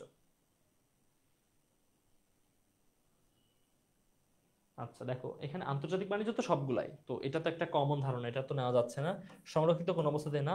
এটা মুক্ত বাণিজ্য নাকি অবাধ বাণিজ্য, বলো? মুক্ত বাণিজ্য নাকি অবাধ বাণিজ্য? আচ্ছা, এটা খুবই কনফিউজিং তাই না? সঠিক উত্তর হচ্ছে মুক্ত বাণিজ্য। ঠিক আছে, অবাধ মানে যেখানে সবাই পার্টিসিপেট করতে পারে। অবাধ মানে হচ্ছে কি, সবাই পার্টিসিপেট করতে পারে, সবাই পার্টিসিপেট করতে পারে। আর মুক্ত বাণিজ্য হচ্ছে সাধারণত কর মুক্ত, কর মুক্ত, কোটা মুক্ত, এগুলাকে বলা হয় কি মুক্ত বাণিজ্য। হ্যাঁ, তাহলে এখানে দেখো যেহেতু বলতেছে কোটা শুল্ক আরোপ করা হয় না, মানে হচ্ছে কোটা শুল্ক মুক্ত, তার মানে এটা হচ্ছে মুক্ত বাণিজ্য। 40 নম্বর কোশ্চেন, কোন অর্থনীতিবিদ সর্বপ্রথম আন্তর্জাতিক বাণিজ্যের কারণ বিশ্লেষণ করেন? Adam Smith, Marshall, David Ricardo নাকি হেক্সার ওলিন? কে আন্তর্জাতিক বাণিজ্যের কারণ সর্বপ্রথম বিশ্লেষণ করেন? এগুলো পারা উচিত, আশা করি এগুলো পারবে। একটু উত্তর করার চেষ্টা করো, কোনটা সঠিক উত্তর? কোন অর্থনীতিবিদ সর্বপ্রথম আন্তর্জাতিক বাণিজ্যের কারণ বিশ্লেষণ করেন? Adam Smith, Marshall, David Ricardo নাকি হেক্সার ওলিন? কোনটা সঠিক উত্তর? 40-এর এ বলছো Adam Smith. Yes, correct answer Adam Smith. পারলা কেমনে? এগুলো তো কঠিন কোশ্চেন। অ্যাডাম স্মিথ আন্তর্জাতিক বাণিজ্যের কারণ বিশ্লেষণ করেন সর্বপ্রথম। বাংলাদেশ প্রতি বছর গড়ে কি পরিমাণ খাদ্য আমদানি করে? 10 থেকে 20 লক্ষ টন, 25 থেকে 30 লক্ষ টন, 20 থেকে 25 লক্ষ টন নাকি 30 থেকে 40 লক্ষ টন? কতটুকু খাদ্য আমদানি করে বাংলাদেশ? উত্তর করার চেষ্টা করো। 41 নম্বর কোশ্চেন। ক্লাসের শেষ দিকে আছি, আর হচ্ছে 10টা এমসিকিউ আছে, এর মধ্যে শেষ করে দিব। বাংলাদেশ প্রতি বছর গড়ে কি পরিমাণ খাদ্য আমদানি করে? তথ্যমূলক, একদমই তথ্যমূলক কোশ্চেন। সঠিক উত্তর হচ্ছে 25 থেকে 30 লক্ষ টন। হ্যাঁ, আমাদের দেশে যে খাদ্য উৎপাদন হয় তারপরেও কি থাকে, দেশে খাদ্যের ঘাটতি ব্যাপক পরিমাণে থেকে যায়। তারপরে এর জন্য আমরা হচ্ছে পার্শ্ববর্তী দেশ ভারত, পাকিস্তান, তারপরে হচ্ছে থাইল্যান্ড, তারপর চীন, মিয়ানমার, তারপর হচ্ছে মিশর, এই সব দেশ থেকে কি করে থাকি, খাদ্যদ্রব্য আমদানি করে থাকি সাধারণত। হ্যাঁ, তো এই যে হচ্ছে বিশাল খাদ্যদ্রব্য আমদানি করতেছে, এটা হচ্ছে প্রত্যেক বছর 25 থেকে 30 লক্ষ টন। ঠিক আছে, এর মধ্যে চাল, তারপর হচ্ছে আলু, পেঁয়াজ, মশলাজাত দ্রব্য, আটা, গম, এগুলো আমরা আমদানি করে থাকি সাধারণত। ওকে। 42 নম্বর কোশ্চেন, ক্লাসিক্যাল অর্থনীতিবিদগণ কোন ধরনের বাণিজ্যের প্রবক্তা? অভ্যন্তরীণ বাণিজ্য, বৈদেশিক বাণিজ্য, সংরক্ষণ বাণিজ্য নাকি মুক্ত বাণিজ্য? ক্লাসিক্যাল মানে যারা আগেরকার যুগের, ঠিক আছে, পুরাতন, পুরাতন যারা আছে অর্থনীতিবিদ আছেন, তারা কোন ধরনের বাণিজ্যের প্রবক্তা? অভ্যন্তরীণ বাণিজ্য, বৈদেশিক বাণিজ্য, সংরক্ষণ বাণিজ্য নাকি মুক্ত বাণিজ্য? ক্লাসিক্যাল। উত্তর করার চেষ্টা করো, একটু সহজ কোশ্চেন, এগুলো তো পারবা আশা করি। ক্লাসিক্যাল অর্থনীতিবিদগণ কোন ধরনের বাণিজ্যের প্রবক্তা? আচ্ছা, পুরাতন সময় যেটা ছিল যে তারা হচ্ছে এই যে এত পরিমাণে ট্যাক্স, এত পরিমাণে সরকারি বাধা নিষেধ, এগুলোতে বিশ্বাসী ছিলেন না। ঠিক আছে, তারা ছিলেন হচ্ছে কি একটু মানে লিবারাল টাইপের। হ্যাঁ, এই যে যে কোনো দেশ চাইলে অন্য দেশের সাথে বিজনেস করতে পারবে, এই ধরনের ধারণায় তারা বিশ্বাসী ছিলেন, যে কারণে তারা মুক্ত বাণিজ্য ধারণায় বিশ্বাসী ছিলেন। ঠিক আছে, বা এই ধরনের তত্ত্ব তারা দিয়েছেন। এই যে এখন যে ধরনের বাণিজ্য, এটা মুক্ত বাণিজ্য না, এখানে প্রচুর পরিমাণে ট্যাক্স দিতে হয়, সরকারি বাধা নিষেধ থাকে। বাট আগে যে অর্থনীতিবিদগণ ছিলেন, ক্লাসিক্যাল যারা ছিলেন, তারা এই ধরনের তত্ত্বতে বিশ্বাস করতেন না। তারা বলতেন যে না, এখানে তো সবাই বিজনেস করতে পারবে, কেন এত শর্ত থাকবে, এমন। 43 নম্বর কোশ্চেন, দেশের ভেতরে প্রশাসনিক কাজ পরিচালনার জন্য সরকারের যে ব্যয় হয় তাকে কি বলে? রাজস্ব ব্যয়, মূলধনী ব্যয়, কেন্দ্রীয় ব্যয় নাকি স্থানীয় ব্যয়?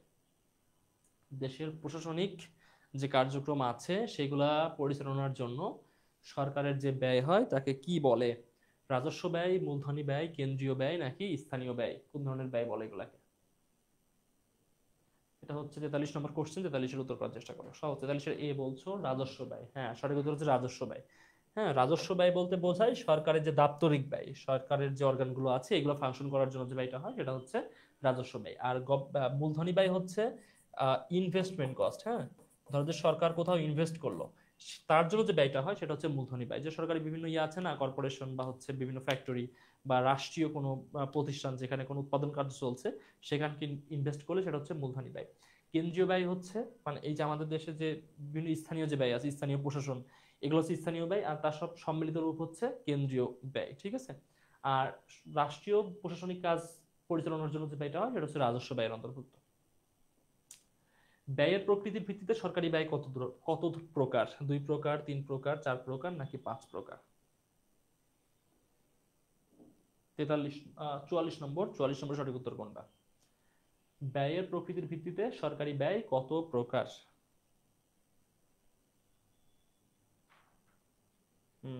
সরকারি ব্যয় কত প্রকার?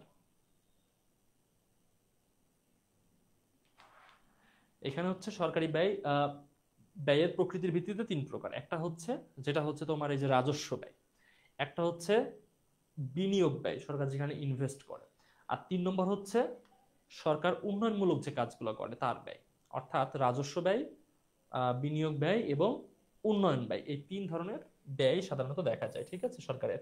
তো 1 নম্বর হচ্ছে রাজস্ব ব্যয়, রাজস্ব ব্যয়, বিনিয়োগ ব্যয়, আর 3 নম্বর হচ্ছে কি, 3 নম্বর হচ্ছে জনকল্যাণমূলক ব্যয়, জনকল্যাণমূলক ব্যয়, ঠিক আছে। এই 3 ধরনের ব্যয় দেখা যায়, জনকল্যাণমূলক ব্যয়। ওকে, 45 নম্বর কোশ্চেন, দেশের অর্থনৈতিক উন্নয়নের উদ্দেশ্যে সরকার কোন ধরনের ব্যয় করে? অর্থনৈতিক উন্নয়নের উদ্দেশ্যে রাজস্ব ব্যয়, মূলধনী ব্যয়, কেন্দ্রীয় ব্যয় নাকি স্থানীয় ব্যয়? আচ্ছা, এই যে এখানে যেটা দেখালাম না, বিনিয়োগ ব্যয়, বিনিয়োগ আর মূলধনী কিন্তু একই, ঠিক আছে, বিনিয়োগ এবং মূলধনী একই, বিনিয়োগ এবং মূলধনী ব্যয় দুইটাই সেম ক্যাটাগরির ব্যয়। এবং অর্থনৈতিক উন্নয়নের উদ্দেশ্যে সরকার যে ব্যয়টা করে সেটা হচ্ছে মূলত বিনিয়োগ ব্যয় বা মূলধনী ব্যয়। তাহলে সঠিক উত্তর হচ্ছে কোনটা? এই যে এটা, যেটা আরেক নাম হচ্ছে কি মূলধনী ব্যয়, সরি বিনিয়োগ ব্যয়, এখানে এটা মূলধনী দেওয়া আছে, বিনিয়োগ ব্যয়। ওকে, 46 নম্বর কোশ্চেন, ব্যক্তি উদ্যোগে বিনিয়োগ কার্যক্রম পরিচালিত হলে কোনটির ব্যবহার নিশ্চিত হয় না? ব্যক্তি উদ্যোগে যদি বিনিয়োগ কার্যক্রম পরিচালিত হয়, মানে ইনভেস্ট যদি কোনো ব্যক্তি করে থাকে, তাহলে কি হয় না? সম্পদের কাম্য ব্যবহার, আয়ের সুষম বন্টন, সামাজিক নিরাপত্তা নাকি সুষম উন্নয়ন? কোনটা হয় না? সুষম উন্নয়ন তো রাষ্ট্র করবে, এটা তো হচ্ছে মানে আহ ব্যক্তির কোনো দায়ী নাই এখানে।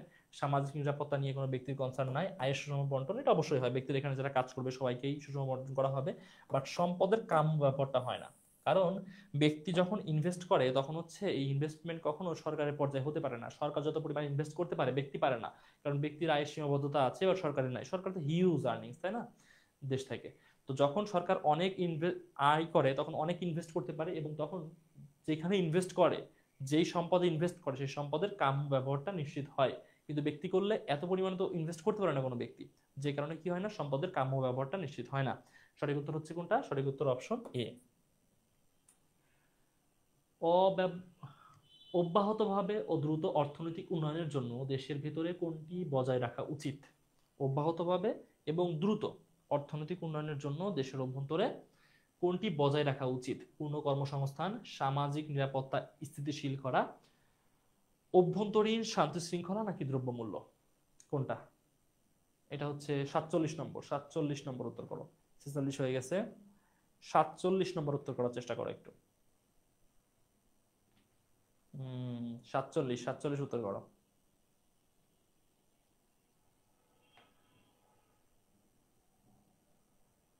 47, এখন 47 পৌঁছায় নাই।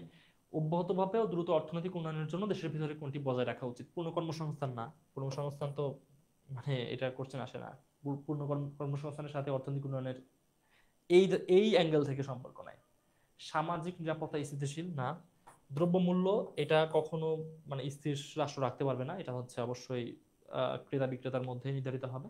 অভ্যন্তরীণ শান্তি শৃঙ্খলা সবসময় বজায় রাখা উচিত। অভ্যন্তরীণ শান্তি শৃঙ্খলা যদি না থাকে, যুদ্ধ বা এই ধরনের অবস্থা চলতে থাকে, তাহলে কি হবে, মানে অব্যাহতভাবে অর্থনৈতিক উন্নয়ন কোনো দেশের হবে না। 48 নম্বর কোশ্চেন, কে প্রত্যক্ষ করের ভার বহন করে? কে প্রত্যক্ষ করের ভার বহন করে? এটা উত্তর করার চেষ্টা করো একটু। কে প্রত্যক্ষ করের ভার বহন করে? 48 নম্বর, প্রত্যক্ষ করের ভার কে বহন করে? আচ্ছা, একটা হচ্ছে প্রত্যক্ষ কর, একটা হচ্ছে পরোক্ষ কর, তাই না? একটা হচ্ছে প্রত্যক্ষ কর আর একটা হচ্ছে পরোক্ষ কর। আচ্ছা, তো প্রত্যক্ষ করের ভার এবং এটা হচ্ছে দুইটা কথা থাকে, একটা হচ্ছে করঘাত, হ্যাঁ, আর একটা হচ্ছে করপাত। অর্থাৎ করঘাত মানে হচ্ছে ভার, বুঝছো, আর করপাত মানে যে প্রদান করে, অর্থাৎ যার উপর ভারটা আসে সেই প্রদান করে, দুইটা সেম। প্রত্যক্ষ করে হচ্ছে দুইটাই সেম। আর পরোক্ষ করে এই ঘাত আসে একজনের উপর, আর এই করপাত প্রদান করে হচ্ছে আর একজন। এটা হচ্ছে পরোক্ষ করের সিস্টেম, ঠিক আছে। যেমন হচ্ছে দেখো, ইয়া যেটা আছে, মানে আমরা যে ভ্যাটটা দিই, ঠিক আছে, ভ্যালু অ্যাডেড ট্যাক্স বা মূল্য সংযোজন কর, এটা হচ্ছে পরোক্ষ কর। মানে এই যে আমাদের উপর ট্যাক্সটা আসে, ঠিক আছে, বাট এটা পে হয় কার মাধ্যমে? আরেকজনের মাধ্যমে, এটা হচ্ছে পরোক্ষ কর। আর প্রত্যক্ষ কর কোনটা? যে আয়কর, আয়কর আমার উপর আসে, আমি দিয়ে দিই, ঠিক আছে, এটা হচ্ছে আয়কর। আচ্ছা, তো প্রত্যক্ষ করের ভার কে বহন করে? ভারটা কে বহন করে? যার উপর আসে সেই একই ব্যক্তি, তাই না? অর্থাৎ করদাতা নিশ্চয়ই এই ভারটা বহন করে প্রত্যক্ষ করের, মানে যিনি কর দেন তিনি। যেমন হচ্ছে আয়কর, বুঝছো, আয়কর হচ্ছে একটা প্রত্যক্ষ কর। তো আয়কর যার উপর আসে সেই তো, তাই, এটা অন্য কোনো মাধ্যম দিয়ে দেওয়ার সুযোগ নাই। তোমার উপরে এই বছর আয়কর আসলো 1 লক্ষ টাকা, তো 1 লক্ষ টাকাটা তোমাকে দিতে হবে, এটা অন্য কারো মাধ্যমে দেওয়ার সুযোগ নাই।